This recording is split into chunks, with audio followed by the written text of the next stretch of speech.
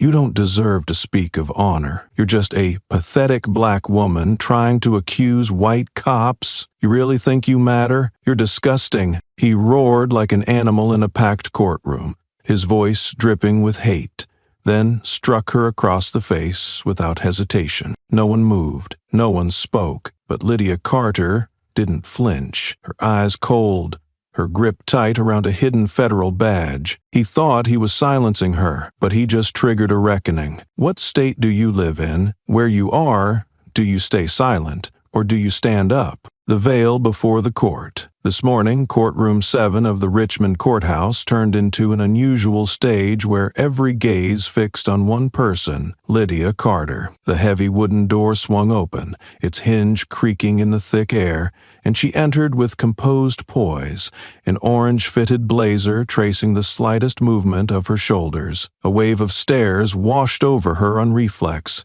Within seconds, Lydia felt icy currents coiling around her. Public seating was jam-packed. Attorneys in immaculate suits, journalists scribbling non-stop, uniformed officers sparkling with badges, and ordinary citizens whose eyes widened. Some whispered, some stared. Others bowed over phones while fingers darted to snap covert pictures. In the front row sat the victim's family, faces weary, eyes half hopeful, half doubtful. Opposite them, the police delegation formed a single block, expressions glacial, breathing steady, yet their eyes betrayed disdain. Lydia moved slowly, her heels ticking lightly on the wooden floor. The air fell so still that even the ceiling fan sounded louder. She felt the stares. No one bothered to hide them, like tiny needles pricking her skin in turn. Heads leaned together, fingers pointed. A middle-aged woman even shook her head, lips pressed into a rigid line. To the left towered shelves of law books, their covers yellowed with age. Behind the bench sat a white middle-aged judge, face stern as carved stone. As Lydia passed the row of officers, an older man cleared his throat, scanning her from head to toe with undisguised suspicion. Lydia inhaled deeply, kept her stride, and pointedly returned none of the looks. A chorus of unspoken voices echoed in her mind. Who is she to be the main witness? How could a black woman understand the law? Such words, never uttered yet always present in every courtroom she had entered, rang louder today, when public opinion was split over the case of State Trooper Travis Holman. Lydia settled into the witness chair. The wooden seat was icy, seeping into her muscles. Before her stood a microphone, thick files, and a spotlight beaming straight at her face. Every movement was captured, not only by the court cameras but by dozens of hidden phones. Beneath that mask of order, Lydia sensed a tide of injustice rising, carrying fear, anger, and a smoldering hunger for justice within her. The courtroom stayed frighteningly silent, as though awaiting a single touch to shatter into 1,000 shards. Balanced on the edge between trust and prejudice, Lydia knew there was no retreat. Outside the courthouse's cold brick walls, a media storm churned. News of the Lydia Carter hearing shot to the top of online headlines by mid-morning. Reporters clustered in packs, cameras and rigs forming a barricade at the gate. Each time the door opened, they surged, thrusting microphones and shouting loaded questions. What do you think of the police abuse charges? Is the justice system transparent enough for people of color? Does a black woman like you really have the ability to indict officers who may have acted improperly? Inside newsrooms, editors scrambled to translate every tweet and post about Lydia. In courthouse corridors, small groups argued non-stop. A young man live-streamed on his phone, alternately cheering Lydia and mocking the police. Beside him, a middle-aged man in a shirt emblazoned with the U.S. flag shouted, "At this rate, who'll dare be a cop?" A sharp-eyed female reporter recorded each exchange, sometimes stoking the flames with divisive questions. Meanwhile, Lydia sat inside, hearing the hubbub filtered through thick glass. She knew every gesture, glance, even breath today was under scrutiny. Morning broadcasts replayed her image 3 times. Netizens spliced clips, commented, and even twisted facts for clicks and shares. A viral article asked, Will Lydia Carter dare speak the whole truth, beneath which hundreds of anonymous comments hailed her a hero or spat curse? Lydia understood a single misstep could drown all she had built in a wave of prejudice, and history might condemn her, right or wrong. The courtroom glass now separated more than sound. It marked a thin boundary between her and a world where true justice risked becoming a crowd spectacle. Today's hearing was set to explode. The air in the courtroom thickened as Travis Holman took the stand. His state trooper uniform was razor-creased. The shoulder insignia gleamed, and his eyes were cold steel. From the first second, Lydia sensed unmasked contempt in every gesture. He meant to turn the examination into a show of force, a stage on which to flaunt the invincibility of the system he served. Travis began slowly, each word a needle piercing the silence. "Miss Carter, I truly want to understand. What is your motive for appearing as a witness in this case? Or is this just another attempt to court the media?" The question, seemingly harmless, dripped with toxic suspicion and sent a ripple of murmurs through the gallery. Lydia forced a faint smile, kept calm, and answered evenly, "I'm here to tell the truth." Travis smirked, slicing in before she could continue. "Your truth, or the truth outsiders want to hear?" The blade-sharp challenge forced Lydia onto the defensive before the watching crowd. He pressed on. "You've taken part in at least 3 police investigations. Each one ended in ferocious online controversy. Do you realize you keep siding with people who oppose the police, rather than respecting those who safeguard public order?" Each time Lydia opened her mouth, he cut her off, flipping pages, casting her as a habitual rabble-rouser. Some spectators nodded at him. Others eyed Lydia with mingled pity and unease. Lydia refused to flinch. She gripped her hands beneath the table so the tremor would not show. "If everyone believes the system is never wrong, who will dare to speak the truth?" she said, voice steady. Travis's laugh was thin and sharp. "So you're saying we officers are always wrong, right? Or is it only people like me, those who dare to question you, who are the thorn in your side?" Every question and answer sliced at honor, pride, and their clashing notions of justice. Travis's opening barrage did not target Lydia alone. It threatened anyone bold enough to believe in a truth outside institutional power, and Lydia knew the battle had only begun. "I'm not surprised to see your name again," Travis continued, eyes drilling into her. 3 years ago, you led the Louisville case. The entire task force was suspended, yet the press later found you suppressed an unfavorable statement from an anonymous witness. Curious, isn't it? He let the last words hang, letting embarrassment seep into the room. Heads turned, Lydia caught skeptical glances, brief yet heavy as stone. Travis gave her no time to react. Then, Minneapolis, you privately petitioned the Justice Department to suspend the whole rapid response unit based solely on the testimony of a 14-year-old boy. Are you acting for justice or invoking justice to push others over the edge? The accusation struck at her reputation, but she did not retreat. Lifting her chin, eyes level, she replied, I don't regret standing with a child no one would hear, just as I don't regret recommendations that discomfort the powerful. Travis sneered, irritation leaking through. You seem to think you're always right. He turned to the gallery, recruiting them as allies. And anyone who disagrees is branded a bigot, trash inside the system. Isn't that so, sir? The room's air curdled. Travis was playing to psychology, turning Lydia into the emblem of everything anti-system. Lydia held her ground. I don't think I'm always right. I think the system must be questioned, and people like me are here to ask the questions you and many others preferred to ignore. Her composure jarred Travis. He had not expected her to evade the emotional snare he'd set. For an instant, a flicker of hesitation appeared at his mouth, brief, but Lydia noticed. In this duel, weakness lay not in volume, but in the legitimacy of every word. The gallery fell silent. Breaths were held. In that moment, the face-off between a state trooper and a federal agent outgrew a routine examination. It laid bare two worlds, one clinging to authority to maintain order, the other daring to interrogate that order itself. And now no one could say who would fall when the final bell rang. What do you think about the word honor when you use your authority on a black child like that? Lydia's words echoed through the utterly silent courtroom. Her voice was not loud, but clear enough for everyone to hear. She didn't yell. She didn't tremble. Her eyes looked straight ahead, unwavering, piercing deep into the pride of Travis Holman, who was still standing on the witness stand,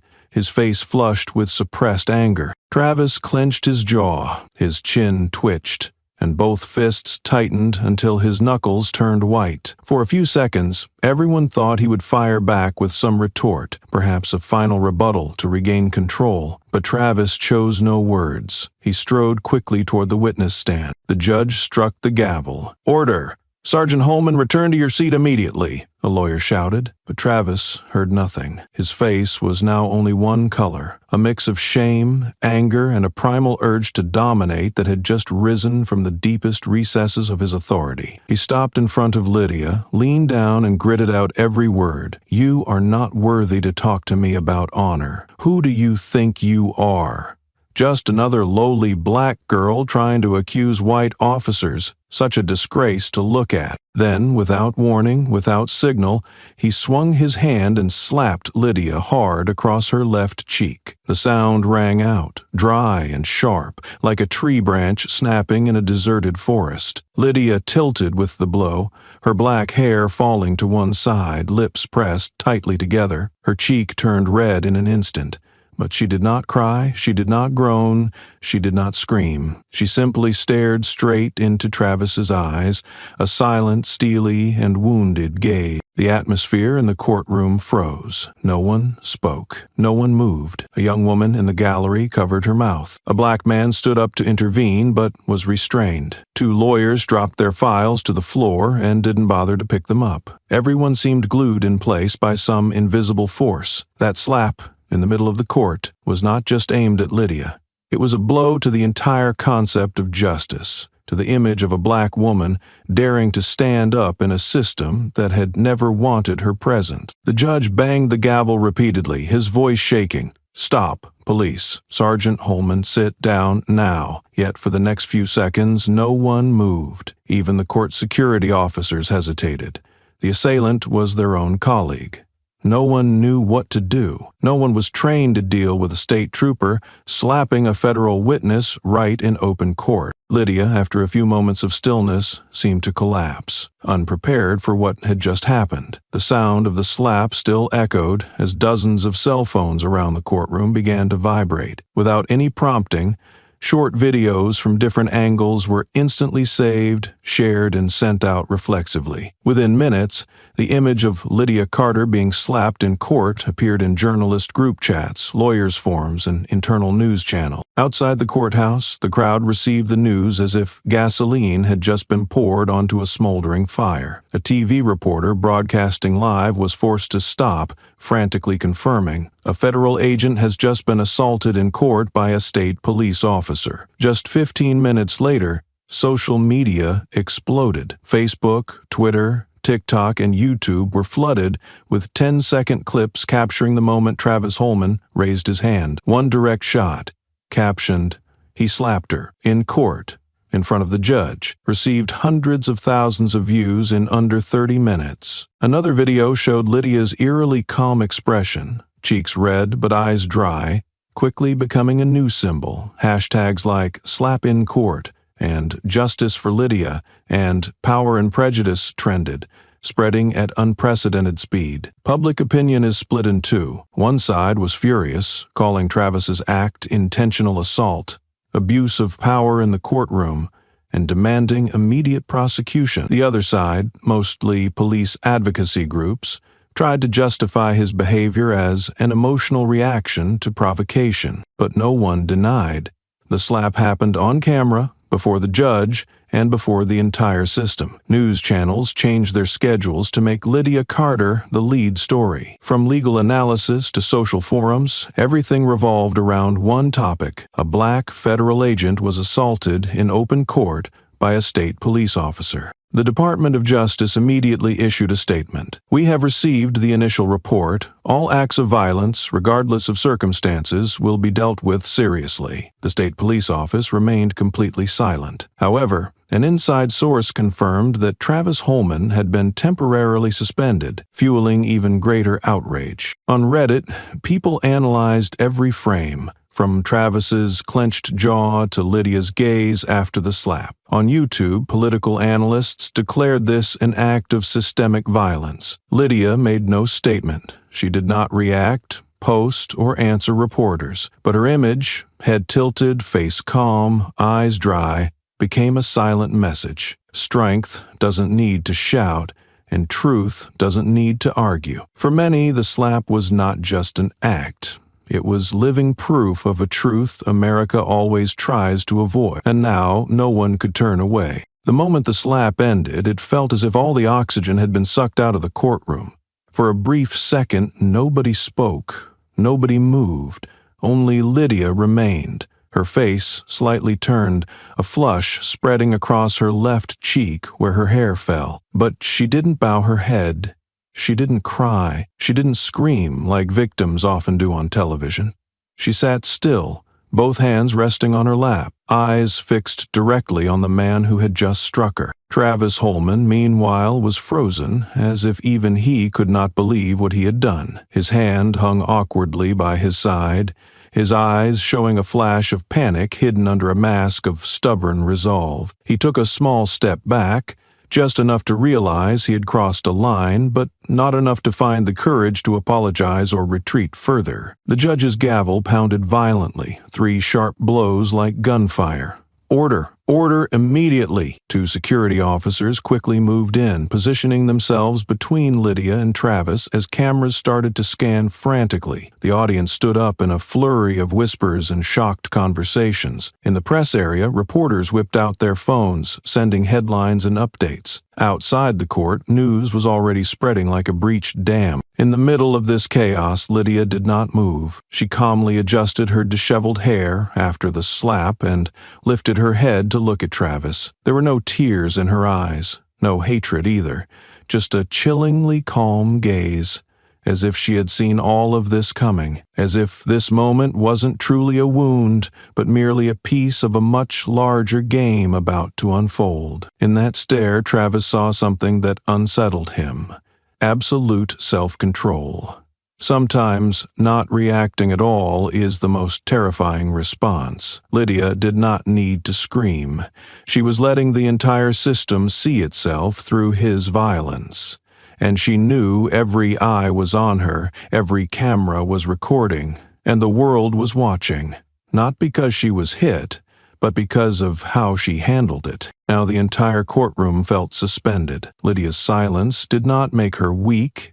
It made others uneasy. In that quiet there was preparation. Something was coming. A word, a gesture. Any moment now could turn everything upside down. And Lydia waited. She waited for the right instant, knowing that just one small move would cause the whole structure to collapse in exactly the way it must. The judge's gavel fell a 4th time, heavy and final like an ending. "The court is recessed to address this extraordinary situation," he announced, his voice tense with stress. Many people stood, some reporters rushed out to deliver the breaking news, and security officers approached Lydia, signaling to escort her out. Travis backed away to the lawyer's table, his face pale but still trying to look composed.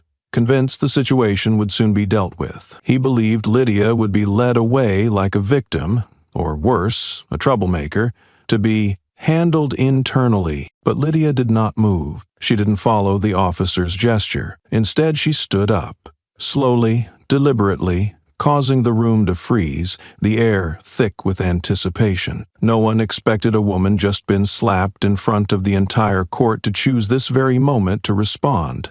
No one except Lydia. She reached into her bag. A simple action, but it made several people instinctively brace themselves, almost as if she posed a security threat. But Lydia didn't draw a weapon, nor a document, nor any ordinary identification. She took out a small, silver-edged metallic badge, and, as she raised it, Her voice was clear and unwavering. "I am a federal investigative agent with the United States Department of Justice. I am assigned to oversee the content and proceedings of this case, under special authorization from the Office of the Inspector General." The room fell dead silence. Every sound vanished. People stood still. Television cameras swiveled toward her. Those holding phones stared in shock, some forgetting to stop their recordings. Travis looked as if all the blood had drained from his body. Eyes wide, face ashen, feet rooted to the floor. The judge was at a loss, unable to interrupt or confirm what was unfolding.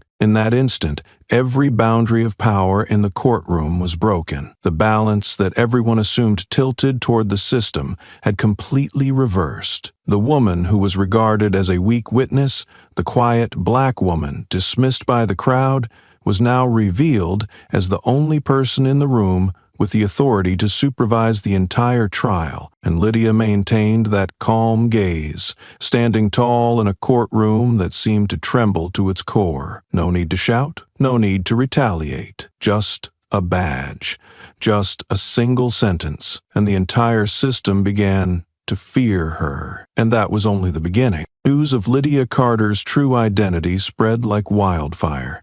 Within less than an hour after the dramatic twist in court, all major news outlets changed their headlines. CNN, NPR, and The Washington Post ran stories titled, "Federal Agent Assaulted by State Police in Courtroom." Twitter exploded. TikTok overflowed with clips analyzing Lydia's eyes, the speed she flashed her badge, and her shocking statement. To millions, she became a symbol of composure and courage under pressure. But the admiration didn't last long. Just hours later, right-wing TV channels struck back. A CBN report began skeptically. Why did a federal agent conceal her badge in an open court? Another reporter pressed, she didn't present herself as a DOJ representative, so what was her real purpose? Articles focused on Lydia's decision not to reveal her identity from the start, accusing her of setting a media trap to discredit the police. Anonymous social media accounts dug up old cases Lydia had investigated, highlighting controversial trials and unresolved verdicts, inflating them into evidence.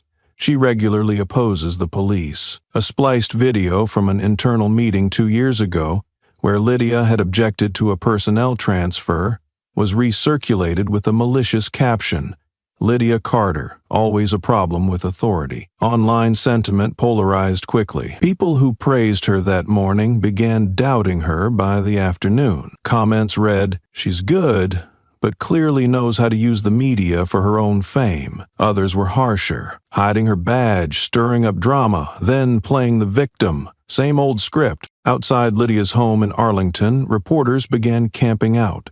Some neighbors gave vague interviews. She keeps to herself, a bit cold, probably too principled. No solid information, but every snippet was woven into a portrait. A black woman, smart, independent, and dangerous. Lydia knew this day would come. She just didn't expect it so fast. Her silence, once seen as a strength, was now spun as calculation. An old friend texted her just 3 words, "Now you're prey," and Lydia understood. She no longer stood before the public as a woman slapped. She was being cast in a scarier role, the hunted. The suspension order for Travis Holman was issued just 3 hours after the slap video went viral. The state police's PR department released a terse statement. No apology, no comment, just that Officer Holman will be temporarily relieved pending internal investigation. For many, it was the right move. For others, it was the next spark for a larger showdown.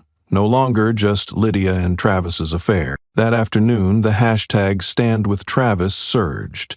A post from a retired officer read, "He's a good man. Served for over 15 years.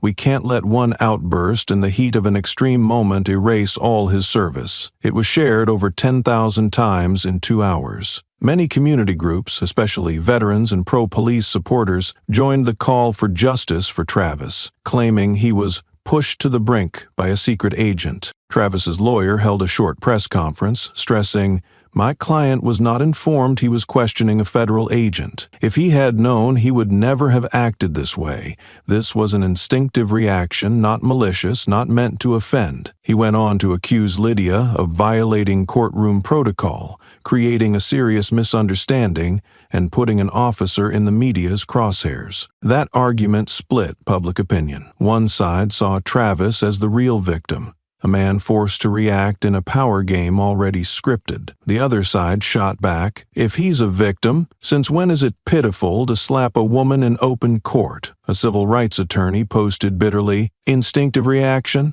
What instinct makes a white man slap a black woman in front of a judge and still get protected?" The harsh reality was, Travis started gaining sympathy. Not everyone condoned what he did, but many, out of fatigue, fear of choosing sides, or empathy for a cop in the storm, shifted toward a leaning neutral stance. Posts like, "He's only human," multiplied, tapping into a public already skeptical of mainstream media. This was no longer just about a slap, it became a symbol. Travis, the assailant, was now seen as a white man dragged into a racial reckoning. Lydia, the victim, was suspected of using power to set a trap. Two people, two positions, two forces, forced to stand on opposite sides of a battle with no retreat. And justice, now, was not in the hands of lawyers or judges, but in the hands of viewers hitting share. While national media continued to frame the Lydia-Travis confrontation as a political battle,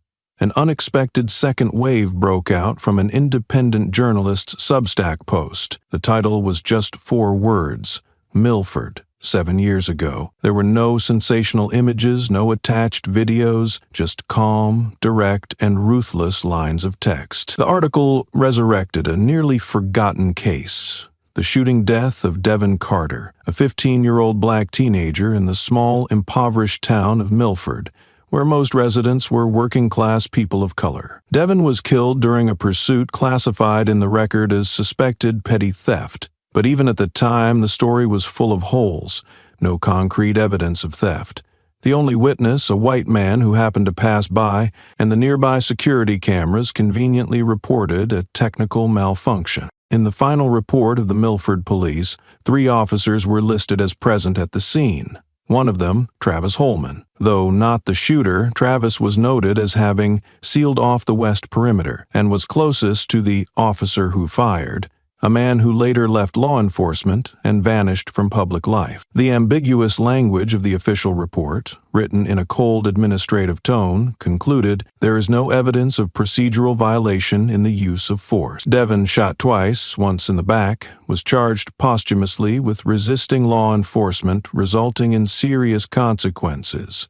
The file was closed in less than a month. Lydia Carter never spoke publicly about the case. She wrote no articles, gave no interviews, and did not mention it in any hearing for 7 years. Yet those closest to her, few ever allowed into that private zone of memory, knew Devin was not just a name on a file. He was her cousin, who lived with her for 2 years when his parents divorced. Devin loved math, adored drawing comics, and dreamed of releasing his own book, with no white superheroes at all, he once joked. The day Devin was shot, Lydia had just finished Federal Academy training and hadn't yet received her official posting. She returned to Milford as family, not as an investigator. She attended the funeral in black, silently hugging her aunt, who had no tears left to cry. Lydia didn't speak up, didn't react, not out of acceptance, but because she knew change could never come from outside. She would have to get inside, into the system itself. From then on, Lydia chose the toughest assignments: investigations into misconduct by law enforcement. She didn't chant slogans, never marched in protests, but every case she took, every question she asked in court, carried the shadow of Devin. No one knew until now. And cruelly, after hundreds of investigations and dozens of adversaries, fate brought her face to face with an old figure, Travis Holman, the officer present the day Devin died, now the one who slapped her before millions of viewers. What Lydia tried to bury in silence now surged up, a wound that had never stopped aching. The past does not sleep, and this time Lydia would not stay silent. 2 years after Devin was laid to rest, Lydia returned to Milford Milford, not with an investigative team, nor any official badge or file, but with a small bag, a few plain clothes, and darkened eyes stripped of their old innocence. She notified no one from her agency. This trip was not for work, nor was it a simple homecoming. It was a private pilgrimage for a part of her lost and nevermore. Milford had changed little.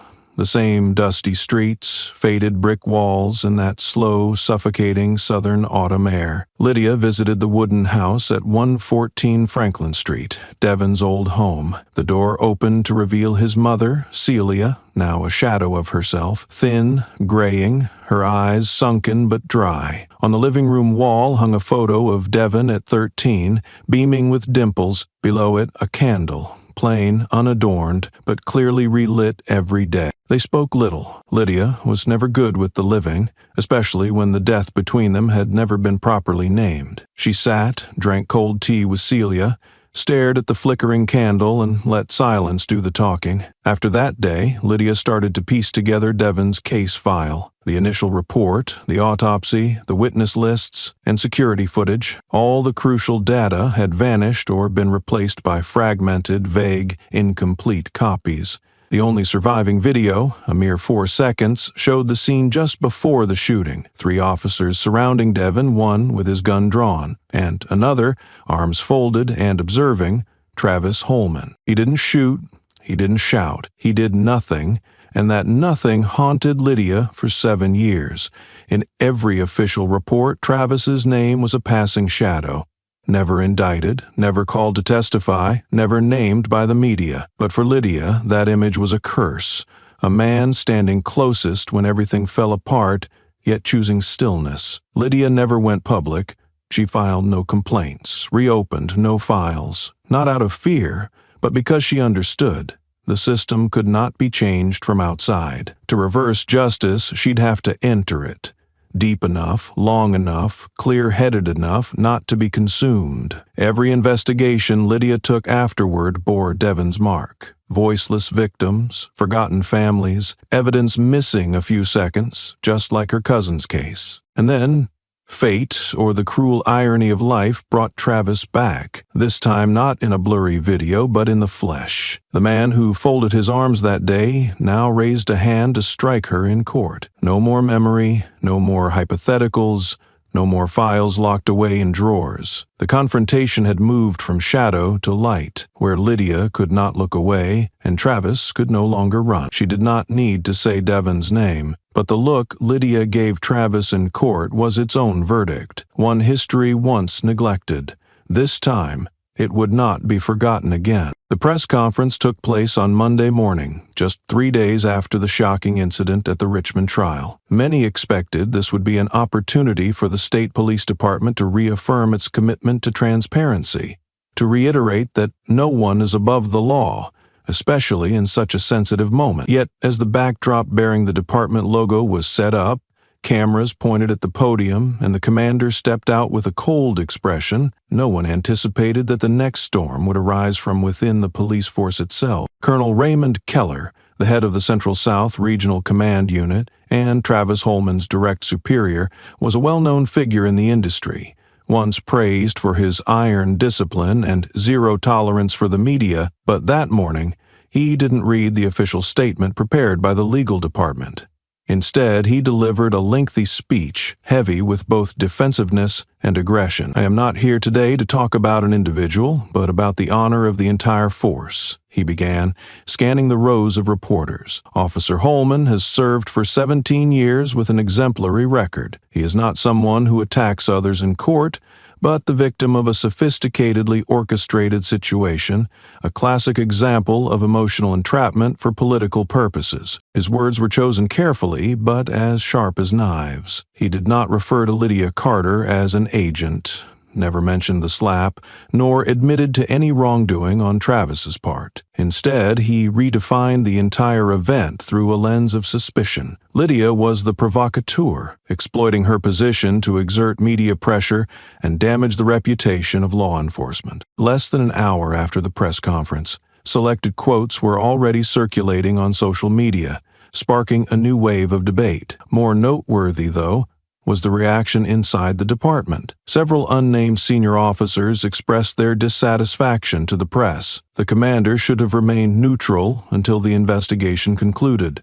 Now, he's made it a factional fight. A group of internal affairs inspectors submitted a request to the State Inspector General's office, proposing a separate investigation into Colonel Keller for violating leadership protocols before any evidence was available, as well as for exerting undue pressure on the independent investigation team. Internal police forums, usually quiet, now showed a clear divide. The pro-Keller and Travis camp framed it as a life-or-death struggle against anti-police forces, while the opposing side asked, why would a senior commander risk the organization's credibility to defend an officer clearly caught on video assaulting a witness? A young officer who had once worked with Travis in a hostage case shared with a local newspaper, "He's not a bad guy, but if we start selectively applying the law based on the color of our uniform, it's no different from betraying the very badge we wear." Lydia did not respond to the press conference. She didn't need to. The police force itself was responding to her,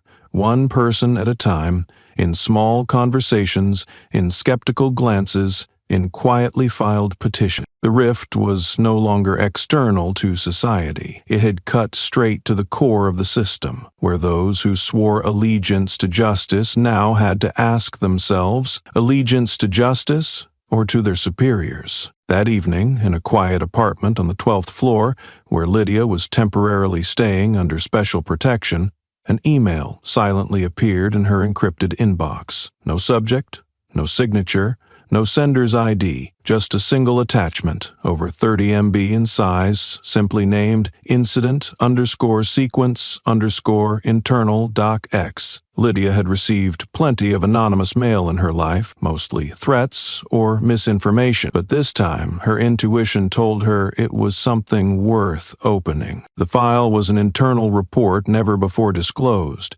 detailing the emergency response sequence of the State Police Department after the Richmond incident. What sent chills down Lydia's spine was not the content, but the timing. The response plan was triggered just 11 minutes after Travis's slap. While the judge was still regaining control of the courtroom, while she had yet to leave the witness stand, the system was already in motion. The document spelled it out: a special media advisory team, called the CRP Unit, Crisis Response and Protection Unit, was immediately alerted. The objective: control information on 3 major platforms: Twitter, Reddit, YouTube. Identify and collect data on accounts sharing negative videos of Travis, and especially compile a media file on Lydia Carter within 24 hours. The file included Lydia's previous investigations, predictions about her political leanings, and even personal relationships that had ever appeared online. This was no longer a passive reaction.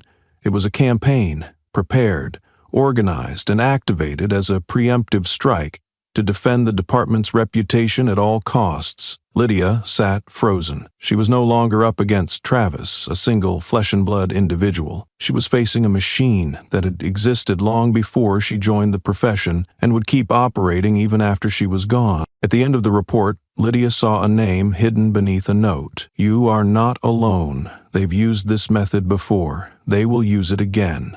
But this time, I choose not to be silent." That was it. Nothing more. She leaned back in her chair, staring at the ceiling, silent for nearly 5 minutes. All these years, she thought, she understood how the system operated, thought that with honesty, resolve, and patience, she could nudge the massive gears just a little off course. But now, she truly saw, the system doesn't turn for justice. It turns to protect itself, like a sentient creature, capable of fear, resistance, and anticipating when it will be threatened. Travis's slap was only the surface, a personalized reaction of a system long accustomed to snuffing out threats at the very start. But this time, the threat had a name, a face, a valid reason, and it was staring straight into its heart. Lydia knew there was no turning back. What she held was no longer personal, no longer merely a story of justice for Devon or a response to a single act of courtroom violence. She was now in possession of proof that part of the system, the very one she once believed she could fix, had chosen to survive by manipulating the truth, and this time she could not afford to fail. The digital clock on the desk blinked 2:14 IEM as Lydia jolted awake to the alarm from her encrypted device. This wasn't an ordinary phone, it was a secure line used only for the most classified situations. She sat up, still groggy, but her instincts told her this was no false alarm. On the other end was a man's voice, raspy, deep, and utterly unfamiliar. He didn't introduce himself or exchange pleasantries. He spoke just one sentence. "I have what you need. I was there." Lydia waited silently for him to continue. The man spoke again, his words clear and heavy. "I worked in the image data processing department at the Bureau, Melford, that year. The Devon Carter case." Lydia's chest tightened. She didn't answer, only listened. His voice was neither shaky nor threatening. It sounded like someone with nothing left to lose. "I kept a copy, the original footage, 23 seconds. No one has seen it. Holman is there, face visible, gestures." He paused, as if waiting for Lydia to confirm something, but she said nothing. After a moment, his tone hardened. "I won't send it over the internet. No file transfers. If you want to see it, you have to come. Alone. No devices. No one follows. If you do otherwise, I'll disappear." Then the line went dead. No time, no place. Just a raw promise in the dark that something existed, never destroyed, never named, but powerful enough to tip the entire case or bury it forever. Lydia sat still in the faint glow of the security router's light. She looked out the window, and the city was sleeping, but she couldn't. That feeling, a mix of hope and a chilling sense of a trap, was all too familiar now. She knew this might be an opportunity or the most dangerous setup she'd ever faced. She thought of the leaked report. The CRP unit had responded within 11 minutes after the slap. If the video truly existed, they had to know about it. If they knew, then the caller was being watched. And if she made contact, she'd be stepping into a gray area where the law could no longer protect her. But Lydia also understood. Those 23 seconds, if real, weren't just evidence against Travis. They were the missing piece she'd always lacked. Not for revenge, but to fulfill a promise she'd whispered before Devon's photo, that one day she would bring the truth to light. She stood, entered her workroom, and turned on her personal computer. Her hand opened a special encrypted folder where she kept the names of people connected to the Milford case. Among them, she remembered a technician named Malcolm Bresson, a data specialist who vanished suddenly in 2018.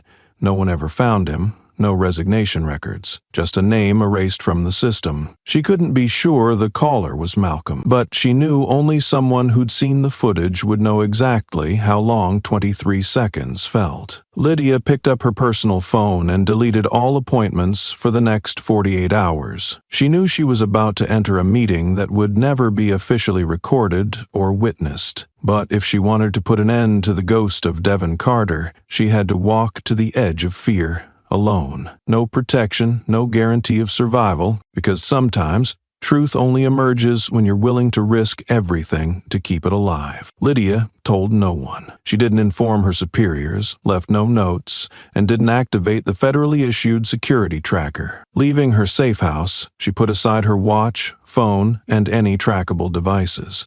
The only things she brought were a folding knife hidden in her sleeve and a small lighter. She knew if this was a trap, no one would arrive in time to save her. The warehouse stood on the southern edge of the city. An old industrial site burned in a fire over a decade ago. No street signs, no lights, just wind howling through shattered windows and the lingering stench of burnt metal. Lydia arrived 10 minutes early, but the man was already there. He stood in the shadows, leaning on a rusty pillar, his hood drawn low, showing only a bristled jawline and wary eyes. He didn't offer a handshake or meet Lydia's gaze. He simply walked up and handed her a small object wrapped in black plastic, a USB drive. "AS double encryption," he said. "I keep no copies. If you're caught or the device is seized, there's no way they'll trace me unless you talk." Lydia nodded. She didn't ask his name. There was no need. As she was about to speak, he cut her off with a short, final sentence. "They didn't just erase. They rebuilt." Then he turned and disappeared into the dark rows of ruined buildings without looking back. Lydia waited a few moments, clutching the object in her palm, then left, avoiding every public camera, taking 3 detours before returning downtown. Back in her safe room, behind triple-insulated walls and signal jammers, Lydia opened the USB on an air-gapped computer. There was only one file, Milford_Raw_23S_final. She pressed play. No music, no narration, just wide-angle security footage. Devin Carter, a 15-year-old boy, ran across the frame, terrified, empty-handed. 3 officers appeared behind him. The first raised a gun. The second shouted stop. The third, Travis Holman, stood a few steps away, weapon lowered. But clearly, unmistakably, he nodded. A quick, small, but decisive nod, and then the gunshot. Lydia said nothing. She watched it 3 times, each slower than the last. There was no denying, no more doubt, no more feeling, just truth. And it contradicted Travis's testimony, the official record, and the entire structure built over the last 7 years. But Lydia also understood something else. This video wasn't just evidence, it was the end. Not for Travis, but for anyone connected to its exposure. The man who handed it over had surely signed his own death warrant leaving that warehouse, and if she released it now, the system wouldn't wait for justice. It would strike first at her. Lydia sat in the dark for hours, hand on the mouse, but didn't send the file. She knew a single wrong move would turn all efforts, every investigation, every lost life, into nothing. So she decided not to release it, not yet. She would choose the moment. She would choose the stage. And when justice finally spoke, it wouldn't be just a clip. It would be a blow no one could dodge. 3 days after receiving the USB from the anonymous man, Lydia thought the worst she'd face was surveillance, being watched or worse, being silenced for good. But then, on what seemed like a peaceful morning, she opened her secure personal inbox to find an email with no subject, no identifiable sender, just a compressed attachment. She was no stranger to such attacks.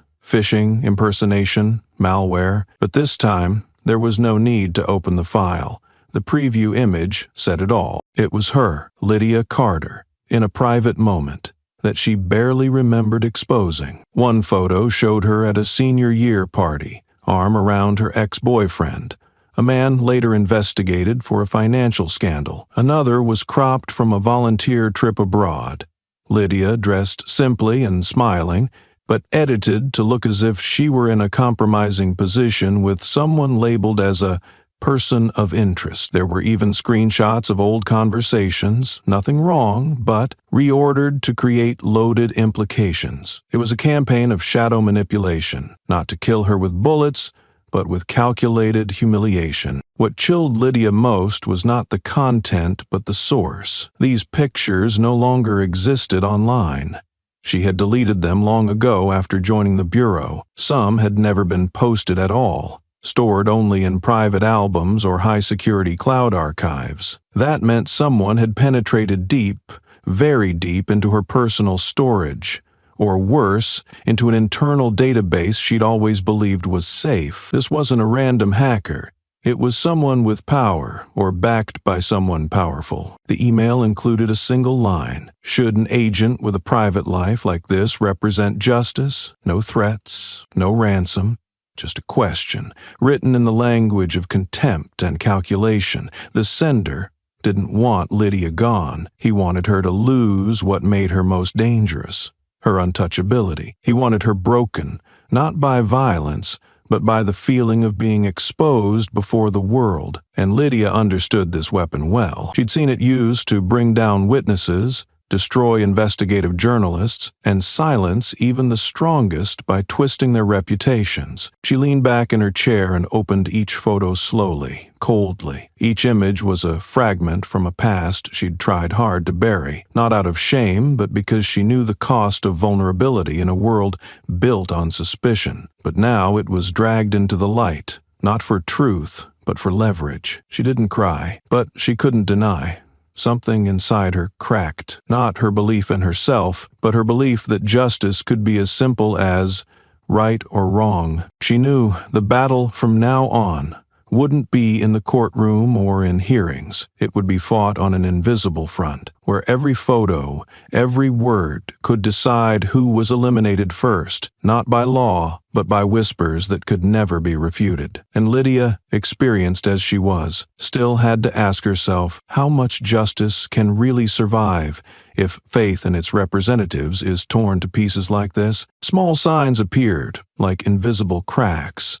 An important strategy meeting about the investigation, for which Lydia had been the original proposer, was suddenly scheduled without her. An annual report, previously always reviewed by her last, was quietly reassigned to another team, for convenience. Friendly messages from close colleagues faded to mere formalities. No one said anything directly, no accusations, no outright betrayal, but the air around Lydia felt drained, leaving only a cold, heavy void. What troubled Lydia wasn't loneliness. She was used to being seen as aloof, obsessively disciplined, not easily liked. But this isolation wasn't natural. It was too synchronized, too orchestrated, as if someone was conducting from behind the curtain and everyone else, willing or not, was forced to play along. The silence wasn't random. It was a tool. A form of organized exile. It peaked when Lydia discovered an old colleague, Alan Brewster, who'd once helped her expose police fraud in New Jersey, suddenly joining the opposition. On a closed forum for senior investigators, Alan posted a long, anonymous essay, though everyone knew it was him, hinting that agents shouldn't let personal emotions cloud their judgment, especially when their history involves loss. No names, but everyone knew he meant Lydia in the Devine Carter case. The rumor spread instantly that Lydia was using the Travis investigation as revenge, that her motive was personal, not justice, that the whole probe was a vendetta masked by a federal badge. Lydia said nothing. She knew that defending herself would only harden suspicions. She kept working, but the doubt thickened every day. When she entered a room, those who once looked up to her avoided her gaze. When she spoke, nobody contradicted her, but nobody followed her either. Silence became the most terrifying weapon, not crushing her,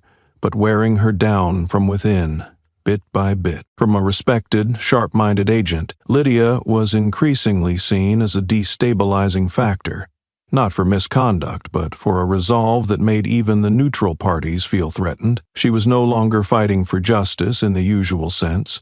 She was fighting to retain her right to be heard, and the scariest thing was, when a system decides to turn its back, it needs no evidence. Only just enough doubt to make her untrustworthy. And once trust is gone, justice, no matter how true, becomes only an echo. Lydia sat alone in her dark office, staring through the glass toward the administrative district. Every distant light belonged to someone who'd once stood with her. Now, they were still there, but no longer by her side. In that moment, the question she'd pushed away finally echoed loud in her heart. Was she strong enough to withstand this storm, when what they truly wanted to take wasn't her career, but her faith that she could make a difference? Lydia never imagined Maya Ellison would be the one she'd have to investigate. For 3 years working together, Maya had been the model of dedication and caution. She wasn't the type to draw attention at the office or display ambition. She learned quickly, remembered everything, and above all seemed loyal. Or so Lydia believed. Maya was always the first to arrive and the last to leave, kept Lydia's schedule, made morning coffee, and silently filed every transcript in order after each hearing. No one ever suspected Maya, and that was the problem. Lydia discovered the truth while reviewing server access logs after an automated security alert. At first, she thought it was a technical glitch. The system sometimes misassigned permissions if several people shared a folder, but as she traced the IP logins over time, she saw a pattern: repeated access to confidential files, CRP reports, even the original encrypted USB Milford file, all from the same account, M.Mellison_internal. Lydia could hardly believe her eyes. She immediately cross-referenced Maya's login times with actual work schedules and matched each download with outgoing reports. The result chilled her. Maya hadn't just downloaded files, she had altered timestamps, using an old IT staff code to cover her tracks. Without Lydia's scrutiny, these actions would have blended into the thousands of daily accesses. The next morning, Lydia summoned Maya to her office without involving any other department. No secretary, no files. Just the two of them, and a silence that lasted 32 seconds after Lydia placed the printed log on the desk. Maya didn't try to smile or deny it. She looked down, shoulders slightly hunched, voice quiet but steady. "I knew you'd find out eventually." Lydia didn't ask why. She didn't have to. She flipped to the next page, a list of downloaded files. Among them were transcripts from Travis's hearing, detailed notes from the CRP Media Advisory Group, and, most seriously, the encryption schema for an unreleased video, things only Lydia and Maya knew about. Lydia asked, "Who's behind this?" Maya paused, then answered, "The handler for Hallman's side. I don't know their real name. They call them the crisis manager.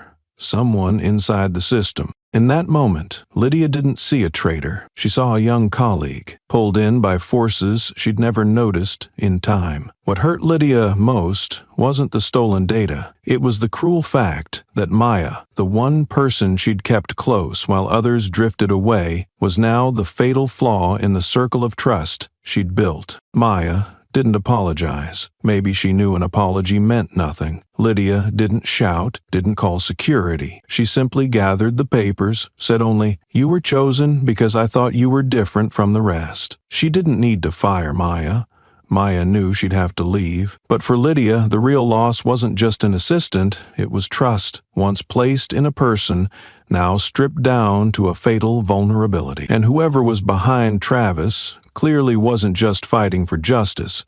They were playing a deeper game, peeling away everyone around Lydia until she had no one left to trust, and no one left who trusted her. Maya didn't cry, nor did she beg. When Lydia asked why, she just sat there, back straight, hands clasped in her lap, eyes downcast as if hiding from the light. No longer the meticulous assistant who double-checked every comma before Lydia submitted files to the federal level. No longer the silent partner who'd stuck by Lydia through 3 grueling federal investigations. Only a small, heartbreakingly familiar figure remained, carrying a truth Lydia wasn't ready to face. Maya explained she'd been approached 8 months ago. Then she was just a promising young analyst stuck in the rigid hierarchy of the Department of Justice. A man, calling himself an internal communications advisor, approached her after a closed seminar, not threatening, not pressuring, simply saying, "If you know how to recognize what Lydia's doing, someone will know how to recognize you." At first, Maya dismissed it as vague talk, but soon requests appeared, first for schedules, then for draft reports. In return, subtle rewards, invitations to expert panels, special training, and positive performance reviews. No one forced her to betray. Silence and compliance simply became the easiest option. Then it escalated. One day, that same man, never revealing his real name, asked Maya to access folders on CRP and the Milford video. By then, she said she'd gone too far to turn back. Yet what chilled Lydia wasn't the content, it was Maya's utterly calm tone. No outrage, no panic, just the facts, presented like an analysis, orderly, clear, nothing left to hide. Maya insisted she never thought it would become a smear campaign.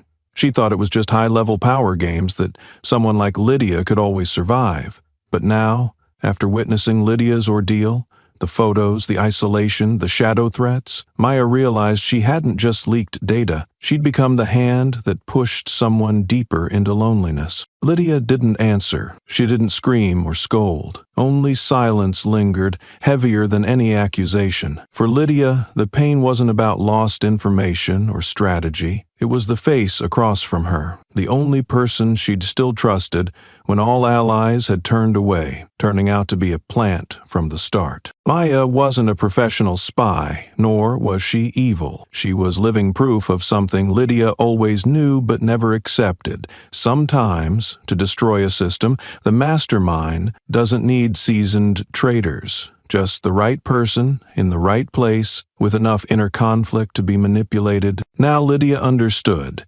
She wasn't just isolated by the media, or suspected of her motives, or quietly stripped of her authority. Now she was truly alone. She couldn't know who was still on her side, or which new trap was about to spring. And the battle ahead, even if justice was on her side, would be one where every step had to be taken as if she had no support left. No one left to guard the door. No one left in the dark to say, "I'm here. I see everything." Monday morning, the sky was layered with thick gray clouds, as if the city itself sensed what was about to happen. Lydia woke after a sleepless night, stepped onto her balcony with a cup of cold coffee, and saw the usual scene. News vans outside, locals chatting under the eaves, and on the corner, a black unmarked car parked since the day before. But when she checked her phone, Lydia immediately knew this was no ordinary day. Her name flooded headlines everywhere: staged slap, double agent,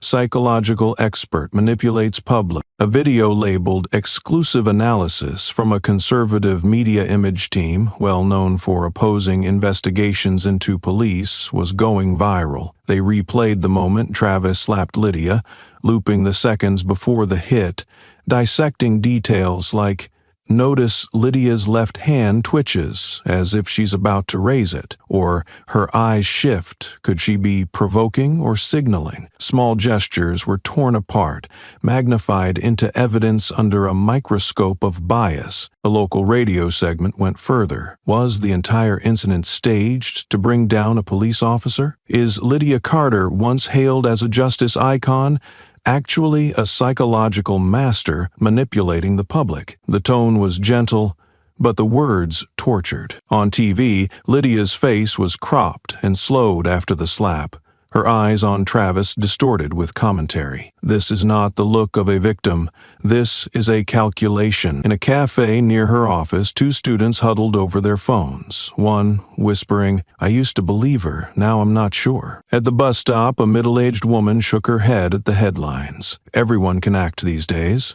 No injunctions, no lawsuits, just a seed of doubt sown at the right time, and the rest spread through collective inertia. Lydia sat in her office behind closed glass doors, still hearing the gossip from the hall. Footsteps always softened as people passed her door. When she emerged, nobody held her gaze for more than 2 seconds. On her desk, someone had left a printed news analysis, bolded title, "Script error, Lydia Carter is not who you think." She didn't know who left it, nor did it matter.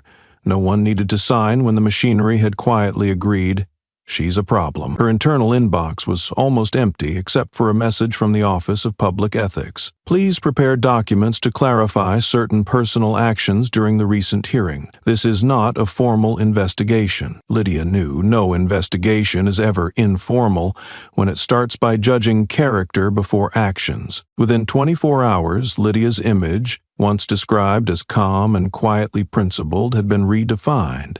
Now she was the dangerous woman who weaponizes silence, a psychological manipulator orchestrating a public drama. No court had convicted her, but social media already had. The news delivered another blow, and it all began with a vague question. Did she really get slapped?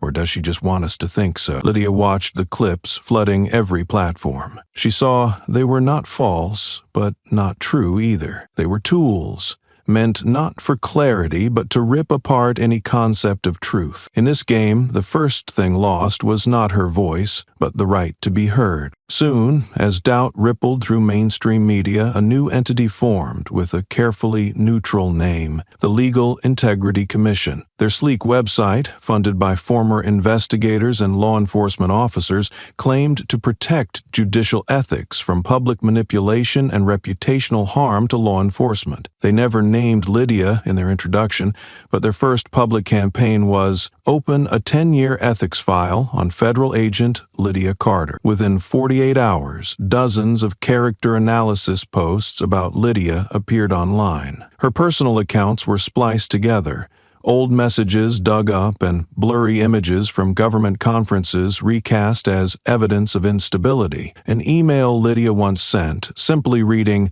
"We can't let them lead us by the nose again," was stripped of context and spread as proof she had planned media manipulation from the start. The system didn't need to put her on trial. It only had to drag her into a new light, a lens that twisted her identity, making people wonder, who is she really? Late-night talk shows began treating her as a spectacle, not a person. A major TV host said, "No denying her past achievements, but sometimes the smartest are best at hiding who they are." Former colleagues fell silent. A friend who had worked with Lydia on a police brutality campaign was interviewed live. "Do you trust Lydia?" The friend hesitated just for a moment, then answered, "I'm not sure anymore." For Lydia, that pause needed no gunshot, no sentence. It was a cut, deep and slow to heal. Outside, the world kept moving. People went to work. Traffic bustled and office lights glowed. But for Lydia, every step into headquarters felt like a silent parade of eyes.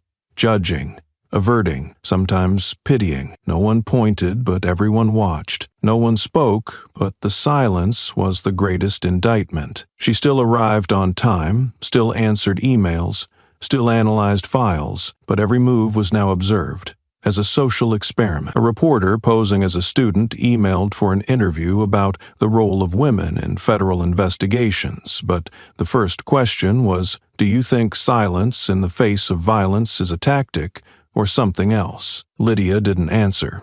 She just shut her laptop and left the room. That night she looked in the mirror longer than usual, not to adjust her hair or lipstick, but to search for which lines still belonged to her, and which had been warped by cameras, headlines, and questions that needed no answer. She didn't see weakness, but neither did she see the woman who once believed that if you were strong enough, justice would speak for itself. Lydia understood. They didn't just want to destroy the investigation, they wanted to destroy her honor, because if her honor fell, everything she represented would be buried with it. And then they wouldn't need to win in court.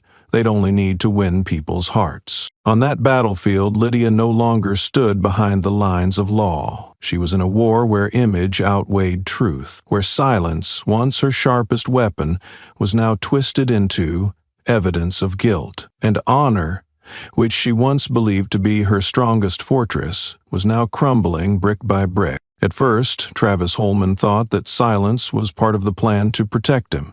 After all, hadn't they done everything to shield him? The media advisory team launched campaigns to thrust Lydia into the eye of the storm. Pro-police news channels kept using the phrase instinctive reaction, and his senior colleagues nodded to him in the hallway without saying a word. Everything unfolded exactly as Travis had imagined. If he stayed silent, if he didn't react, if he just let the media do its work, he would get away with it. But things began to change in the fourth week, when an internal summons from the disciplinary committee arrived, short, with no specific reason, just a line.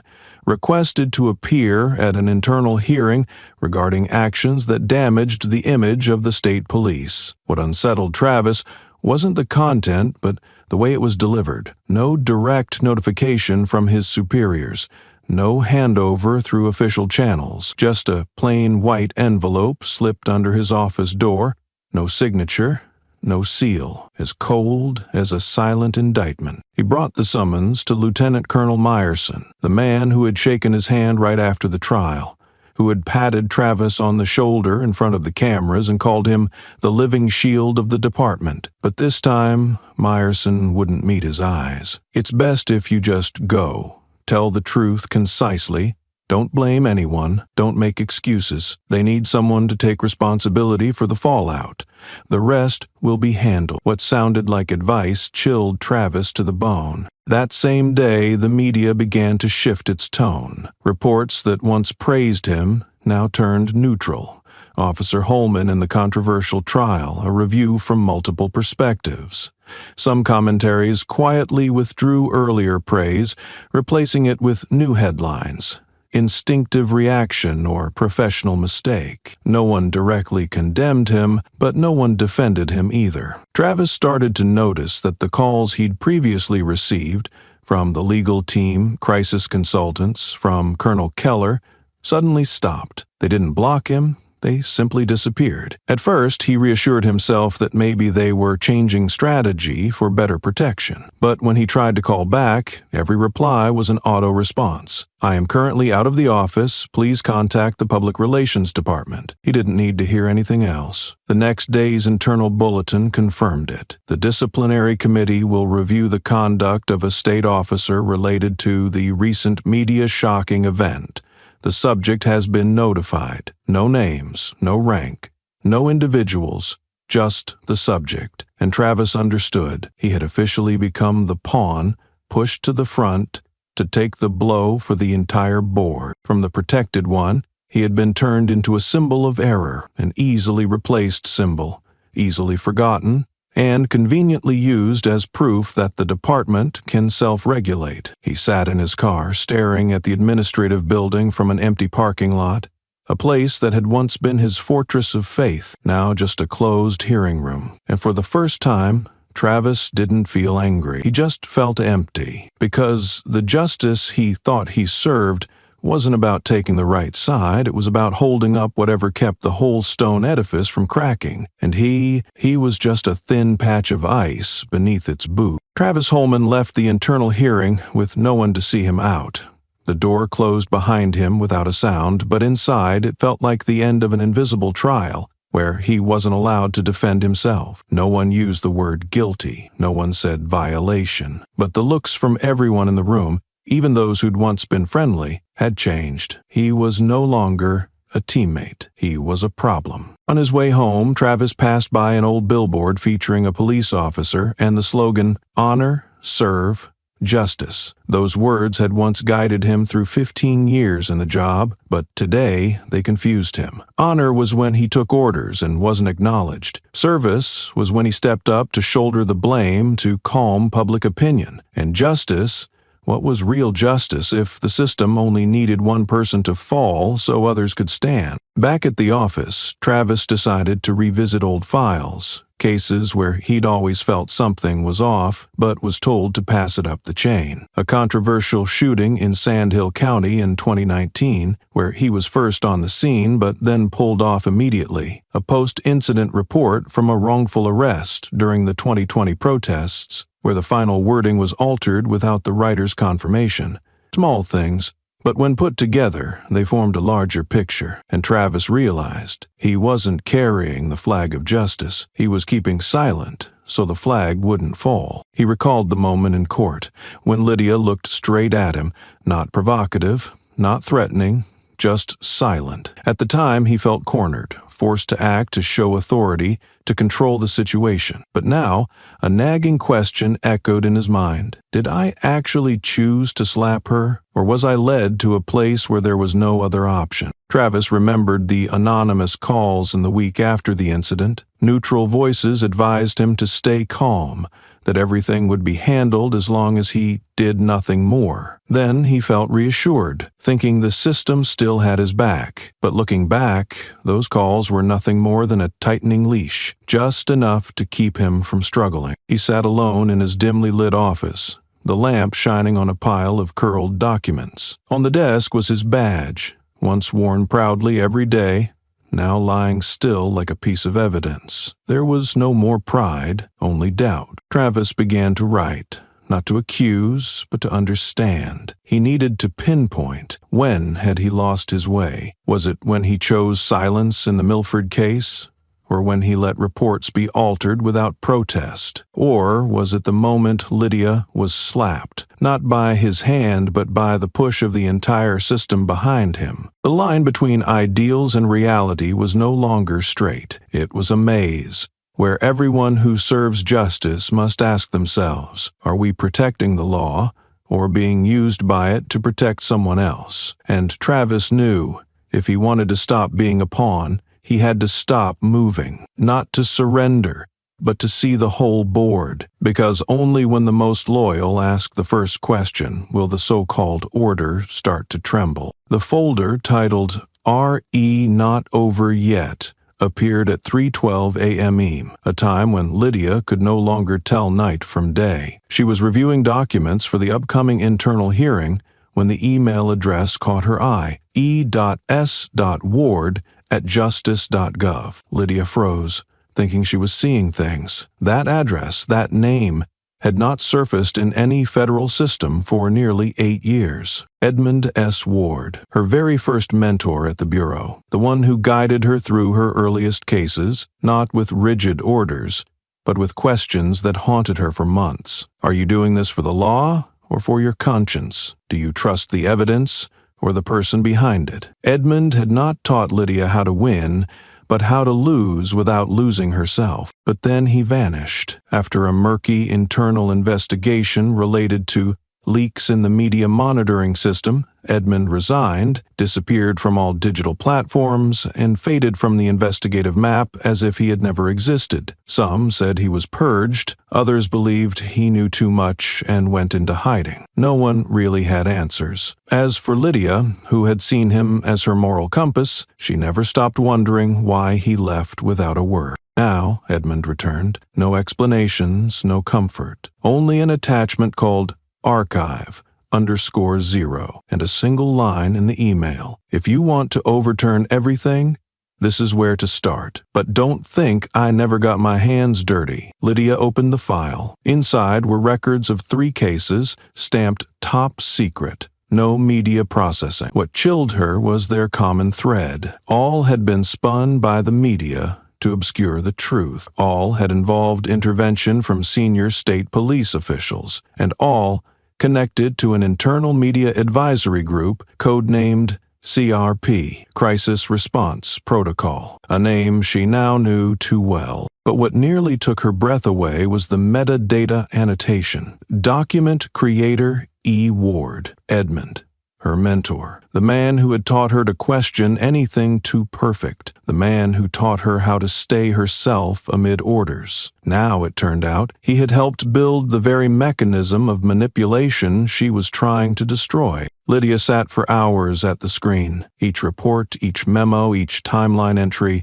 was a piece of the puzzle he left behind, not just for her to know, but for her to choose. Edmund did not appear to save her. He did not suggest what to do. He only offered a door and pushed her to the edge, where justice was no longer light, but a sequence of gray decisions. When dawn crept over the horizon, Lydia opened the email again and typed a brief reply. I'll keep going, but this time I won't miss your footprints. Her mentor had returned, but no longer as a guide, now as a living witness to corruption, and perhaps the final key for Lydia to reach the end of the truth. St. Ignatius Church was once a gathering point for undercover investigators during Operation White, a massive anti-corruption campaign, quietly dismantled in the late 1990s. It stood in the heart of an abandoned industrial district, with a decaying dome, shattered stained glass, and wooden pews still scarred by bullets from a shootout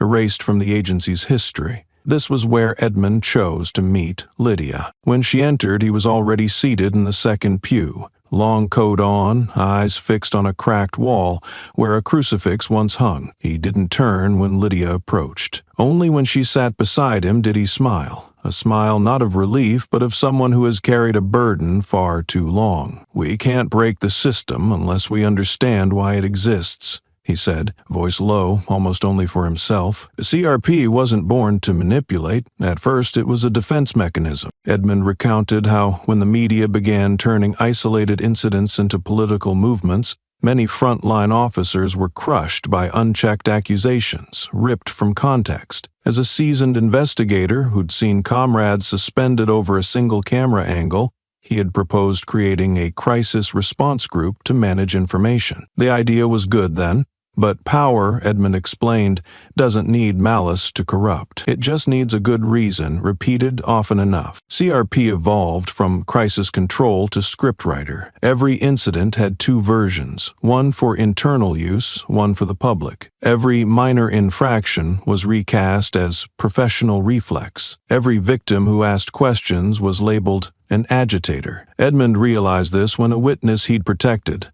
a foster child with a broken arm, was branded as collaborating with extremists just to justify a crackdown. That was when he withdrew, not out of regret, but because he knew if he stayed, he would keep rationalizing everything. "I didn't come to save you," Edmund said, eyes still on the charred dome. "I came to settle a debt I've avoided for 7 years." He handed Lydia a single printout, no file number, no title, containing the original CRP outline, signed by him at the bottom. "I gave it life. Now it's your turn to end it." Lydia took the outline, her hands trembling. Part of her wanted to blame him, to ask why he hadn't spoken sooner, why he let her enter this fight alone. But she also understood, no one can point the way from outside the system and hope it will collapse.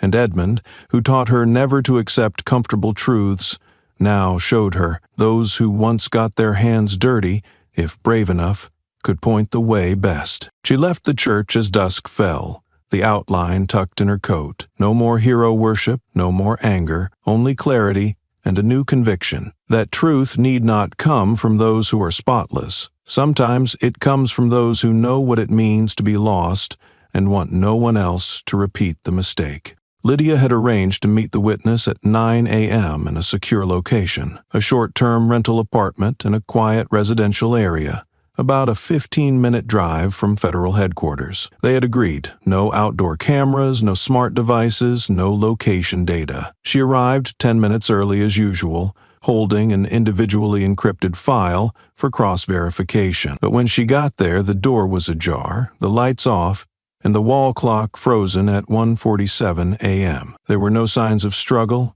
no blood. Yet the file cabinet was cleared out.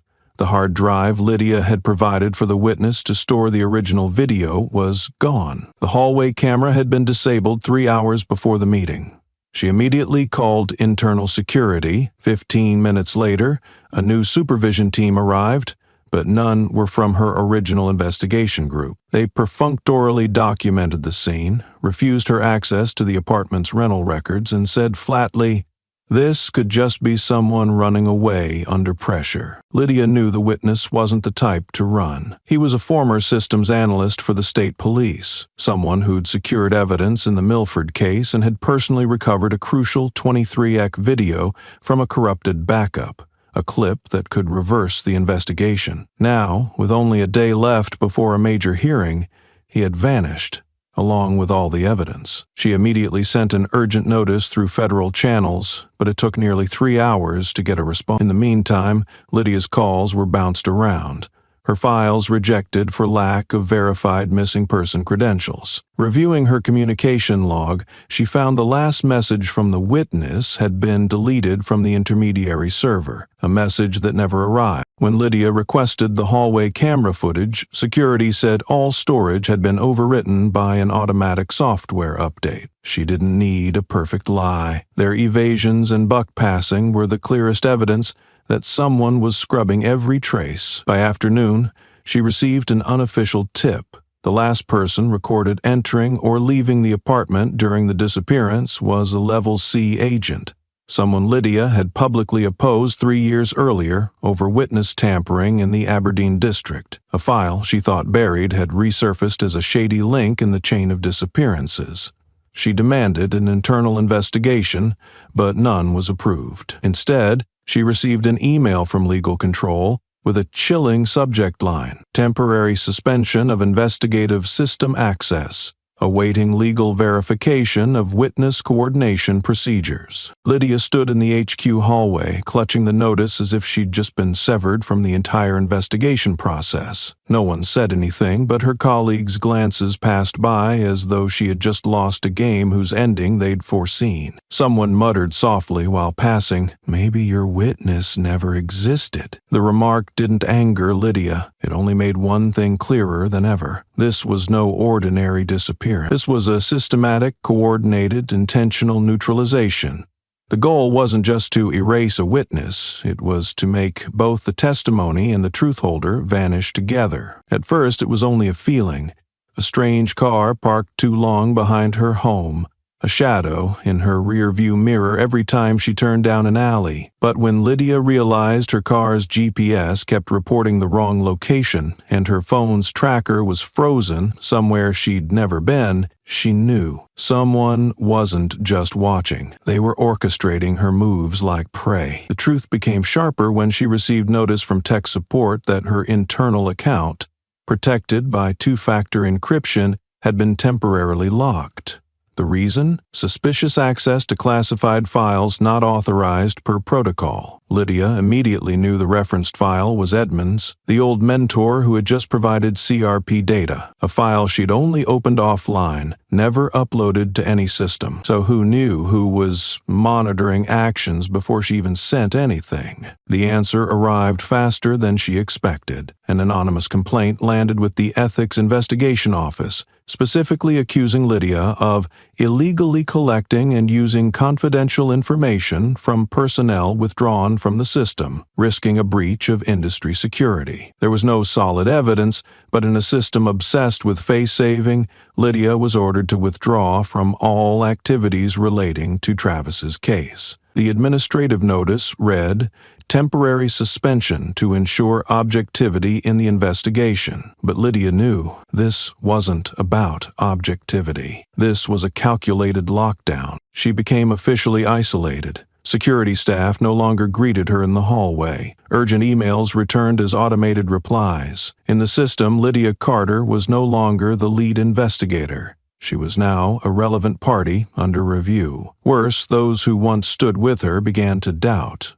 No one said it outright, but Lydia sensed the discomfort in their eyes, the preventive silence of those afraid to stand on the wrong side. Every step Lydia took now was between two invisible firing lines. On one side, shadowy forces orchestrated the witness hunt, blocked investigations, and manipulated internal responses. On the other hand, colleagues and superiors now viewed her as a political time bomb, ready to be buried under bureaucracy for the sake of system stability. It was in that vacuum that Lydia realized she was no longer an investigator. Every privilege, every tool, every avenue of recourse had been stripped away. She couldn't command, protect witnesses, or rally allies. But at that moment, she realized something else. She was no longer bound by the limits of those who still believed the system could fix itself. She stepped out of headquarters into a gloomy afternoon.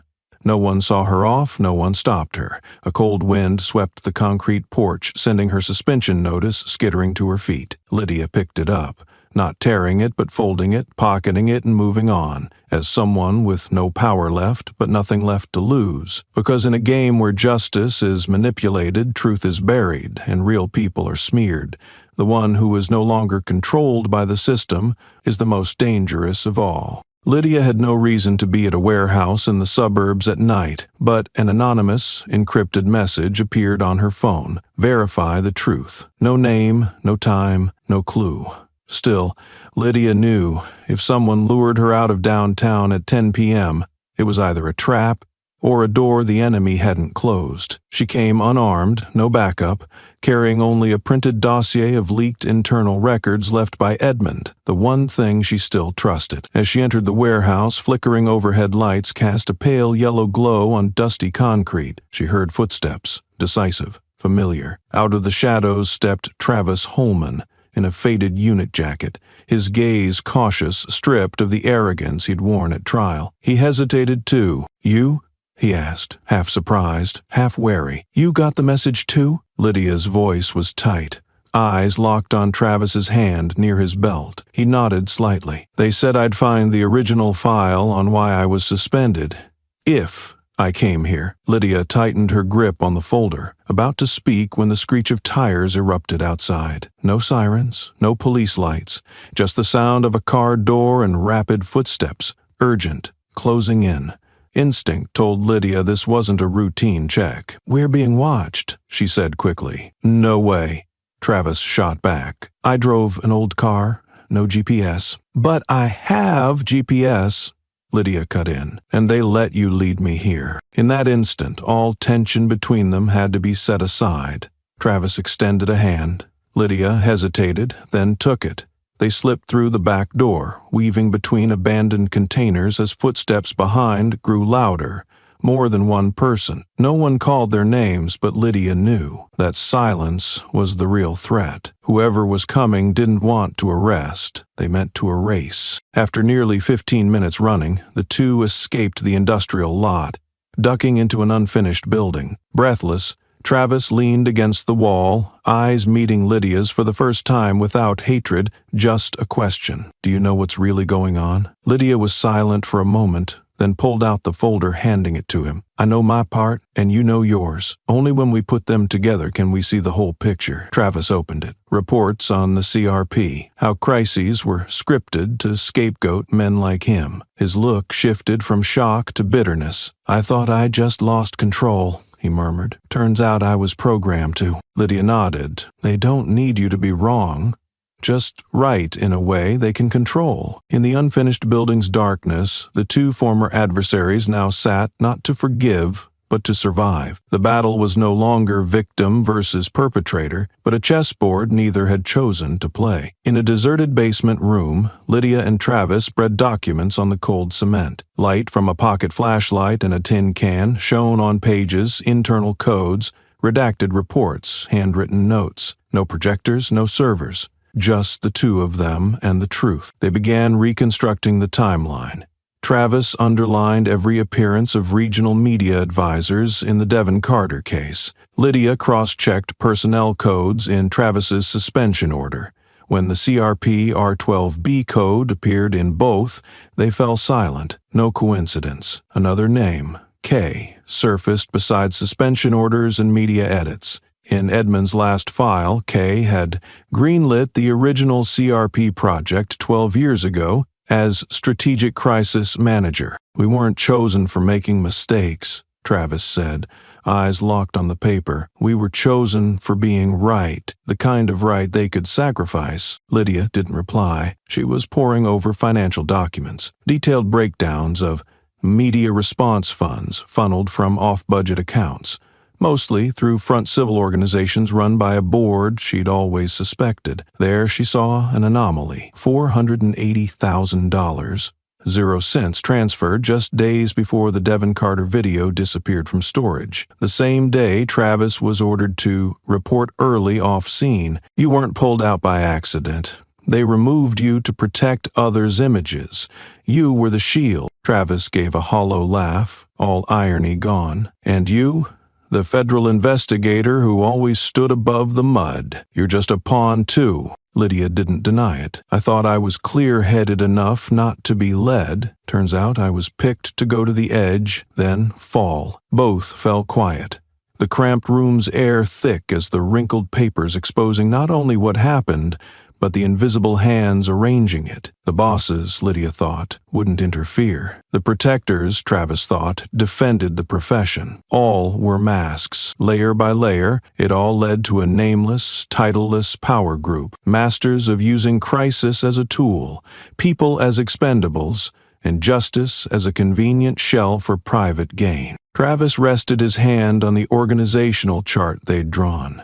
Every code, every initial, every position pointed to one truth. We're not on opposite sides. We're both inside a system where honesty is the first thing to be discarded. Lydia nodded slowly. "Now, the question is, once you know, what will you do?" She looked straight at Travis, not as the man who slapped her in court, but as someone newly awakened from the spell of power and hollow honor. "We could stay silent, survive. Or," she paused, "we flip the whole board, knowing full well that behind it there aren't just pawns, but people ready to smash the whole table to keep their seat. In the heart of the darkness, Silence became their first pledge, a pact between two former enemies, now gripping truth like a blade, preparing to cut through the last mask. Lydia would never forget the feeling when she opened the steel basement locker that stored the original hard drives, empty. No signs of tampering, not a scratch on the digital lock, but she knew someone had been there first. And not just anyone could access this archive. The biometric lock required 3 layers: a personal passcode, a fingerprint directly encrypted from the Department of Justice, and retina data from top-level clearance. Yet the fingerprint log left behind was a fake, error margin 0.03%. Enough to fool the system, not enough to reveal an identity. Travis stood behind her, silently watching Lydia tear through the drawers. "You sure you didn't just drop it somewhere?" he asked, half joking, half hopeful. Lydia didn't reply. She knew this disappearance was no accident, no oversight. This was a deliberate, trace-free erasure. Immediately, she accessed her personal computer, connecting to a private channel where she'd sent double-encrypted files to an independent team in Capital. After 3 login attempts, the system replied, "File does not exist or has been deleted from the primary server." She checked the network. Still stable. Access history completely empty. All commands wiped without a trace. No one can erase it this cleanly. Lydia stopped. Travis understood. Unless the one erasing was the gatekeeper. They called Jonas, the Capital team's senior tech who handled the file encryption. Instead of answering, Lydia got a return call from an unknown number. Jonas had an accident, a woman's urgent voice said. His car lost control leaving the agency lot. Died instantly. Still reeling, Lydia opened her email. An internal death notice had just been sent. The security guard who once oversaw the old Devon Carter archive was found dead in his bed. Stroke, the official report said, but he was only 36, a semi-pro athlete, no medical history. A week earlier, he was the last to confirm he still held the transfer key Edmund once used. Travis slumped on the rotting back steps, staring into nothing. "They don't shoot us," he whispered. "They don't kill us outright. They just erase." Lydia leaned against the wall, her paper file suddenly fragile. She stared at the last investigation plan, name plans, codes, money trails, that once seemed a lifeline. Now they were just broken fragments nobody would confirm. "They're not targeting us," Lydia murmured. "They're targeting the existence of anything that could prove us right. In a world where the truth doesn't need to be denied, just never stored, everything returns to pristine silence. No gunshots, no blood. But, one by one, the data keepers, the code holders, the witnesses, all vanished by perfect accidents. Lydia and Travis had no time left. No witnesses, no originals, just 2 survivors and memories only they could confirm, and in this fight, survival was no longer the goal. Survival made them more dangerous than ever. A message arrived at 3:17 a.m. No number, no sender, just one line on Travis's phone. "Your name is on the soft removal list." Before he could react, his screen went black. On restart, everything, contacts, messages, call logs, was wiped. Security apps warned his device had been remotely reset at system level. Travis understood what the warning meant. He was no longer a person, he was a target. He jumped to his laptop, but when he entered the OTP to access the federal system, a notice appeared. Account disabled due to suspected unauthorized activity. He tried a personal bank transfer, denied. His accounts frozen for internal fraud investigation. He couldn't withdraw funds, move officially, or log into any internal platform. All legal communication channels cut off. He needed no one to explain. The soft removal list was never written down, but everyone in the system knew. It was how the system erased someone's digital existence without having to kill them. Just delete them from every administrative, technological, and financial record, and they'd vanish in the whirlpool of their own denied existence. Travis sat in the darkness, cold sweat on his neck. He'd believed he was being reconsidered, that truth might come out, but now, he saw, the system didn't need to kill, it only needed him alive and powerless. More importantly, he still remembered. Across the city, Lydia received her 3rd urgent summons in 2 weeks from the Ethics Investigation Office, but this time the header had changed. No longer person of interest, but individual suspected of leaking classified information to a suspended employee, risking federal investigative assets. The reason? An email snippet extracted from Lydia's personal inbox, supposedly improper regarding internal document distribution. It was an exchange with Edmund Ward, her old mentor, long disappeared from the system. Nothing in the email discussed the case files, but to the system, just speaking with someone erased was enough to convict. Lydia's hands went cold as she held the summons. No more time.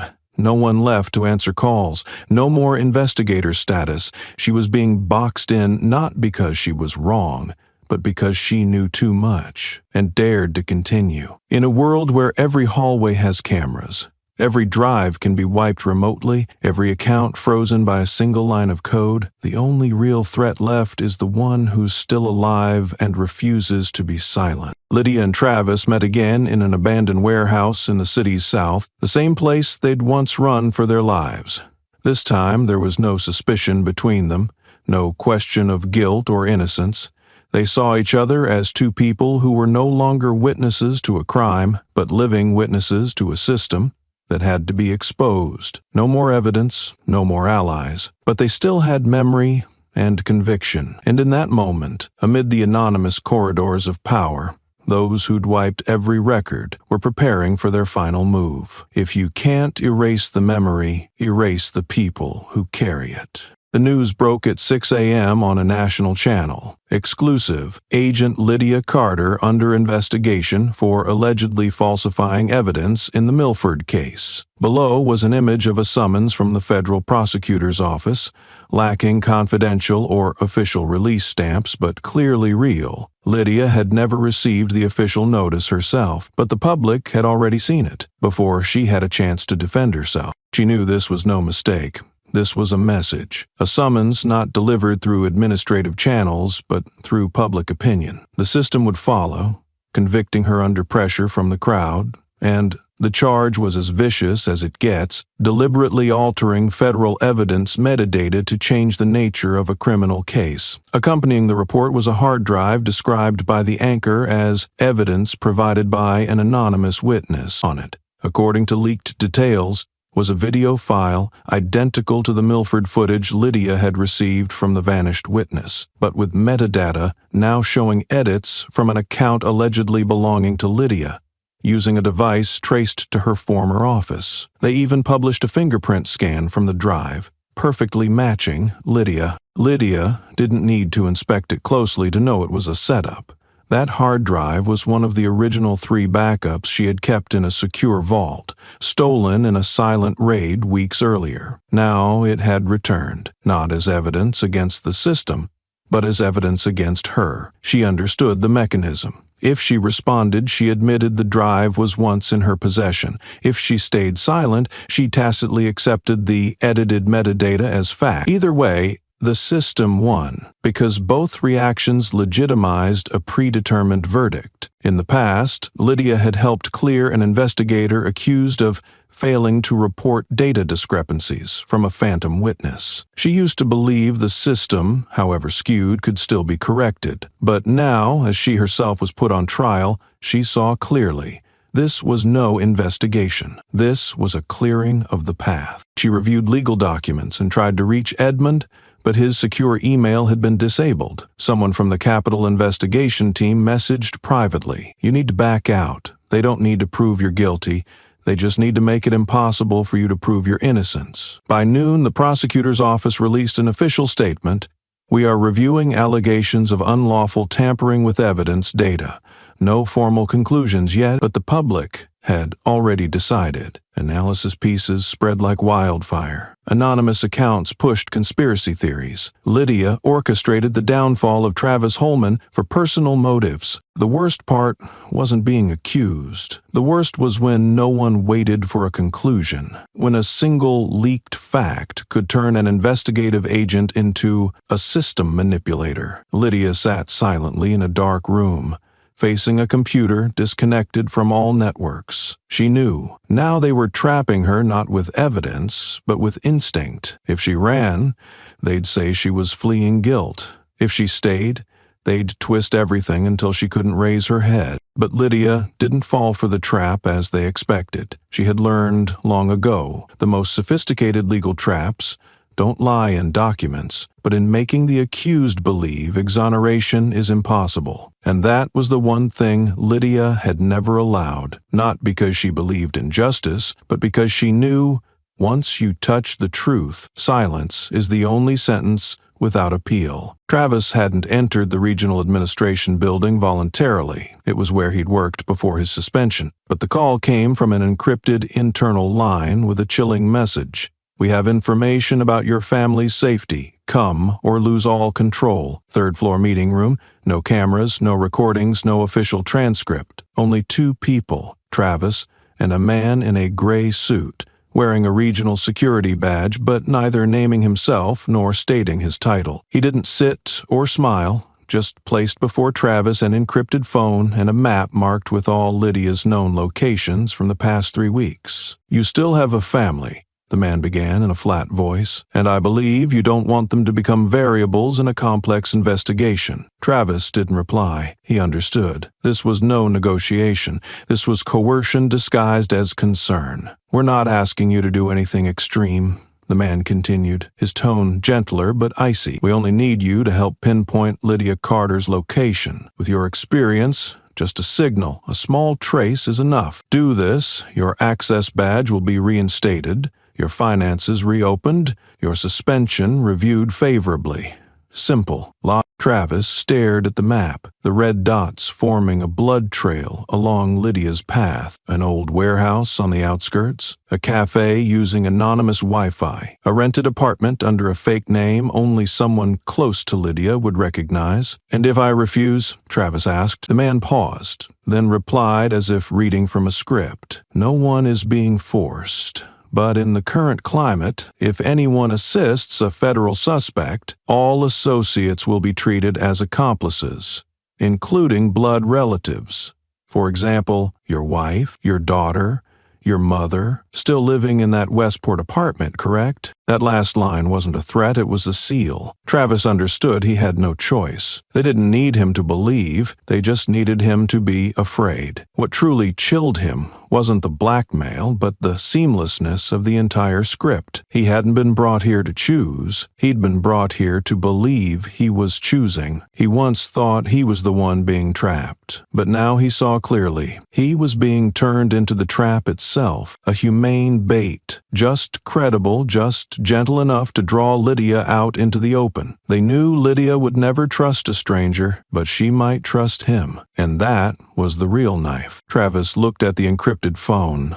On the screen was a pre-installed app, Send Emergency Location Signal. One press, and Lydia's whereabouts would be revealed, and for the system, that would be enough. No trial, no debate, just knowing where she was, enough to end it all. The man stood, extending a hand like an old friend. Thank you for your cooperation, Officer Holman. I trust you'll do the right thing. Travis didn't shake. He just took the phone, put it in his pocket, and left the room in silence. On the drive home, rain pounded the windshield like unanswerable questions. Travis didn't turn on the lights. He didn't activate GPS. He just sat, hands gripping the wheel, mind spinning between two impossibilities, protecting those he loved and not betraying the only person left willing to tell the truth. At the intersection red light, Travis stopped. He pulled out the phone, finger hovering over Send Location. But he didn't press it, because he knew if he touched that button, he wouldn't just kill Lydia. He'd kill whatever was left of himself. Lydia and Travis had sat in the windowless room for over 10 hours. Before them lay a giant map printed from leaked data, financial pipelines, chains of internal command, document approval systems, waves of public opinion moving in lockstep with temporary suspension orders. Every piece was scattered, unclear.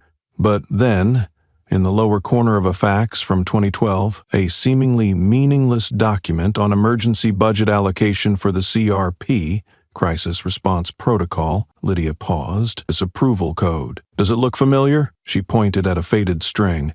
JH9DCTL. Travis squinted. J.H., Judge Jonathan Hale. Lydia said nothing, just reached for an email copy Edmund had given her at the start, an internal message between a media coordination group and the final review authority, the sender ja@justice.ctl.gov. Silence. The last fragment snapped into place. Jonathan Hale, Lydia's first mentor in investigations, the man who taught her to analyze a suspect's motives, not to convict, but to understand why they strayed. The one who told Travis in an internal review, "You're a man of action, but to survive here you have to know when to stand still." The man they both once admired, and now, the one who signed off on every unexplained suspension, who greenlit CRP's unchecked operations, who authorized the revision of the Devin Carter case file, not by name, but by encrypted code, so no one could trace it back without knowing the shadow finance structure of the Justice Department. He never appeared at press conferences. He left no signature on public records. Yet every command originated from a single seat, the Chief Judge's chair, held by Hale for 2 decades without question. "We've been led," Lydia rasped, "from the very start, not just in Milford, but in how we're trained to believe justice can correct itself from within." Travis didn't answer. He was staring at data from a 2016 closed meeting, where Hale proposed forming a media response unit with parallel legal protection. The first to sign was Edmund, the second, name redacted.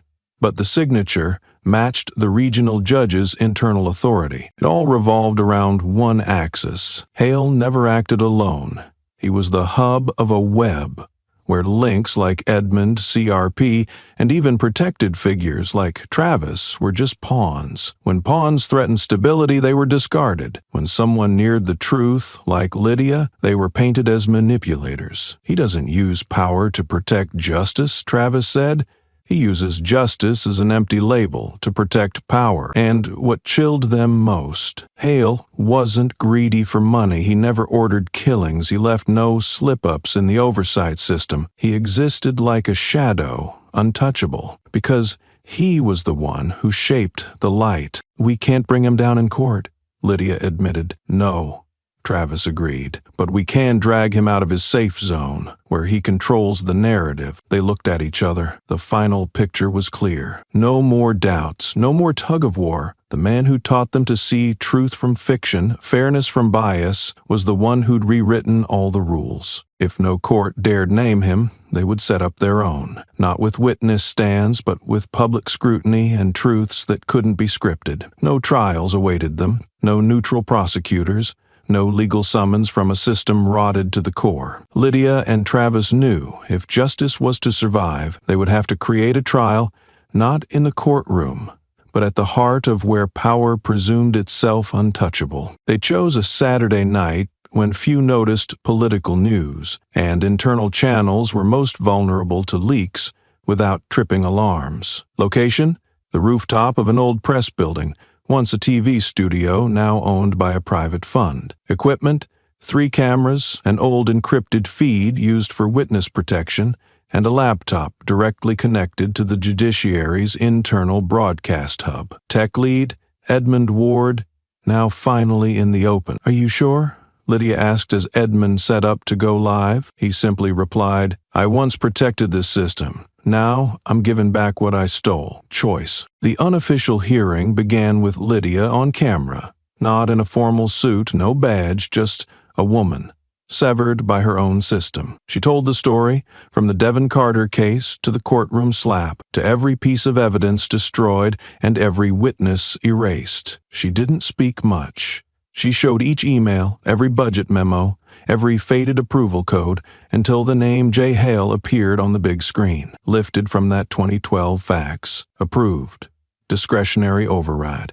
JH9, DC. Travis entered next. He didn't plead his innocence. He described how a man like him, built up as the ideal officer, became a sacrifice right when public trust needed a convenient symbol. He mapped the network linking CRP, media advisors, special budgets cleared in just 36 hours, with no oversight. He displayed the encrypted phone he'd been given to signal Lydia's capture and made public all the hidden surveillance data. Finally, Edmund Ward appeared. Silver hair, old shirt, not looking at the camera, but his voice made everyone hold their breath. He read from a 2016 meeting transcript where Hale said, "We don't need to hide the truth. We just need to control who gets to tell it." Edmund confirmed the voice was Hale's. He was the one who recorded it. He was the one who kept the copy. Hale's one oversight. Then Lydia announced a special guest for the hearing, none other than Chief Judge Jonathan Hale, invited to respond before the public if he believes himself innocent. Lydia kept the feed open as a side camera showed Hale's car arriving outside the administration building, spotlights on both sides. No one forced him in. But before hundreds of thousands watching, from young investigators, retired lawyers, even subordinate judges, he was compelled to appear. When Hale stepped into frame, all eyes fixed on him. For the first time, the man who controlled every trial could no longer control the stage. No formal accusation, no verdict, only facts, evidence, witnesses, and the gaze of those he'd trained, now seeing him as a betrayal of the justice they'd once believed in. He sat, neither denying nor confessing, only silence. And Lydia knew the blow wasn't in whether he admitted guilt. It was that he finally sat in the place he'd forced so many others to occupy, under the lights, before the people. No more steering, no more interpretation. From that moment, the rules were broken, and those once cast out were now the ones turning the board over. The broadcast seemed to be over. Travis left the frame, Lydia bowed her head in a silent moment, and Edmund was about to disconnect. Viewers were already leaving the encrypted channels. At that very moment, a flashing symbol appeared on the server screen, a Level 4 encryption alert, an unregistered data packet, never seen before on the broadcast. "Someone's trying to inject into the live feed," Edmund said, suspicion flickering in his eyes. "Standard investigator security format." "Don't open it yet," Travis said quickly. "Could be a baited response." "No," Lydia interrupted quietly, her gaze fixed on the opening code string, DC_V archive_1. She knew that name, Devin Carter, and the V wasn't for video.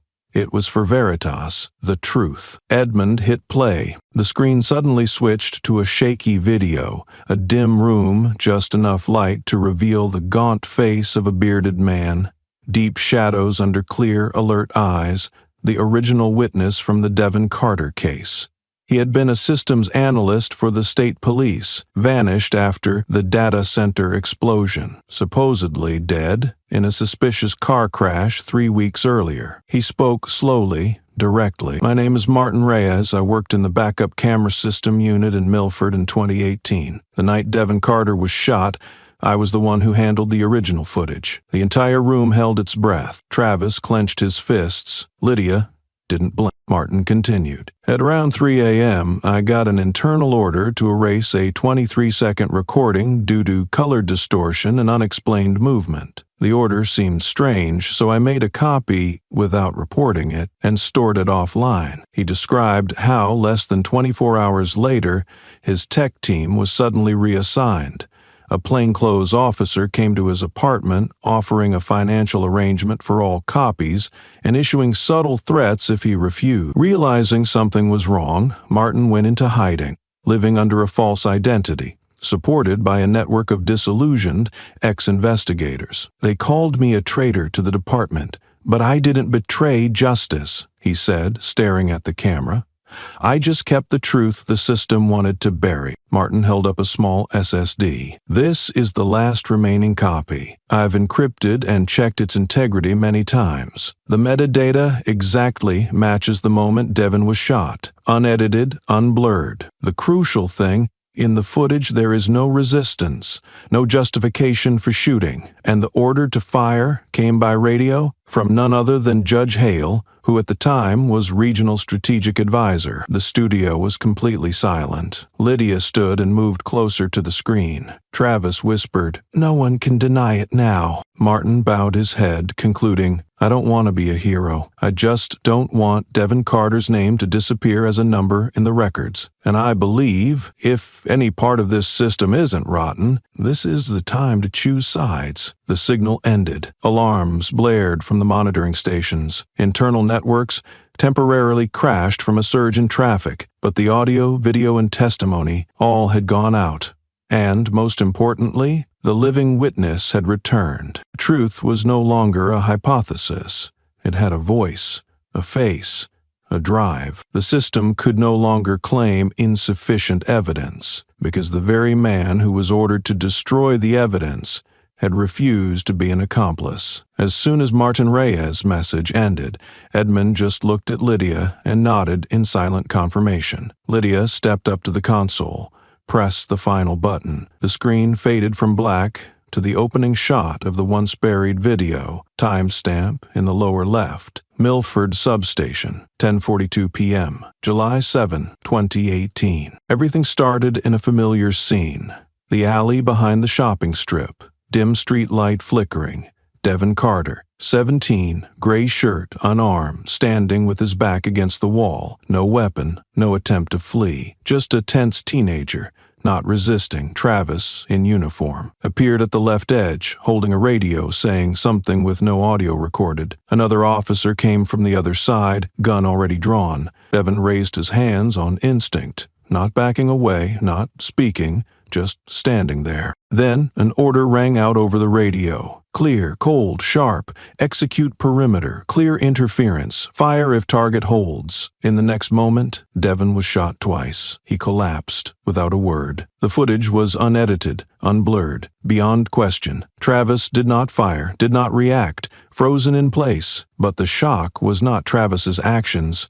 It was the order, the voice on the radio. Edmund paused the video and played an enhanced audio segment matching the radio voice to a 2016 internal meeting. The result flashed, 99.7% match with Jonathan Hale, current chief judge. The room was silent. Remote viewers, hundreds of thousands of lawyers, journalists, retired investigators, law enforcement needed no more explanation. There was nothing left to interpret, no more room for the system to say, "We'll review." Within 6 hours, more than 43 legal groups and 3 congressional offices demanded a special federal inquiry. Public outrage exploded. Open the Carter file. Reinstate Lydia Carter. Prosecute the judge. Reporters swarmed federal headquarters. Silent lawyers now filed petitions. Some even publicly apologized for ever doubting Lydia. Most importantly, Devin Carter, once labeled resisting law enforcement, was now recognized for what really happened: an unarmed victim, killed on orders disguised as legal protocol. Travis sat at the back, eyes locked on the screen. Lydia stood beside him, not crying, but her knuckles white. There was nothing left to say, because from the moment that video aired, every hand that had altered a false report would have to come into the light. Justice, after so many edits, had returned as an image that could not be erased. On the final morning before submitting her resignation, Lydia stood before the mirror, brushing the hair that had once been yanked out of place during that courtroom brawl. Everything was different now. She was no longer a federal agent, nor the woman slapped in court. She was Lydia Carter, the one who forced a system to scrutinize itself, but also the one who could never step back inside it again. The federal court had formally indicted Jonathan Hale. CRP was dissolved. All files touched by the group were ordered to be comprehensively reviewed. A regional judicial overhaul was announced under congressional and independent group oversight. People called it the Carter Wave, an awakening after the biggest scandal in federal investigative history. But amidst the applause, the gratitude, and thousands of articles praising her, Lydia still felt empty. She was not allowed back into the field, even though her name was cleared. Even though all those who once slandered her were removed, the official reason given was the level of public influence makes reinstatement incompatible with objectivity. A sentence polished enough to refuse her, but bitter enough never to forget. Justice can win, but once honor is wounded, it is never fully restored. As for Travis, he said nothing at his final press conference. He simply signed his resignation, handed back his badge, and left the police station in silence. He refused every interview, every chance to tell his side. People still talked about him, the man made into a pawn by the system, a victim of misguided orders. But Travis knew, even if he never pulled the trigger, he had stayed silent when he should have spoken. That was something he would never forgive himself for. Travis moved with his wife and daughter to the rural north. He grew vegetables, taught his daughter to drive, didn't touch a gun, didn't follow the news. But every night he woke at 3 a.m., the sound of radio static replaying the firing order from years ago in his memory. He once believed justice was a straight line, right or wrong, but the Devin Carter case made him realize sometimes justice is a spiral, and those at its center always bear the most pain. Edmund Ward, the CRP founder turned whistleblower, was not forgiven. Even after risking everything to reveal the truth, many still saw him as a double traitor. He lived reclusively on a small farm in Vermont. Lydia wrote him monthly. Never once did he reply, but she knew he'd chosen to bear the rest of the silence. And in this story, sometimes silence is the last form of redemption. The Devin Carter case is now part of federal police training, but Devin's picture hangs in no headquarters. His mother, Clarice Carter, established a scholarship in his name for black students pursuing law and data science. At the launch, Lydia attended. Clarice said nothing. She simply hugged Lydia tightly. "No one can bring him back," she whispered, "but at least now people know he existed." That spring, Travis and Lydia happened to meet again at a closed symposium hosted by the Independent Investigation Group. No cameras, no press. Only those who had once stood on the system's sidelines, now thinking about something new for the next generation. They sat beside each other in silence, looking up at the big words above the stage.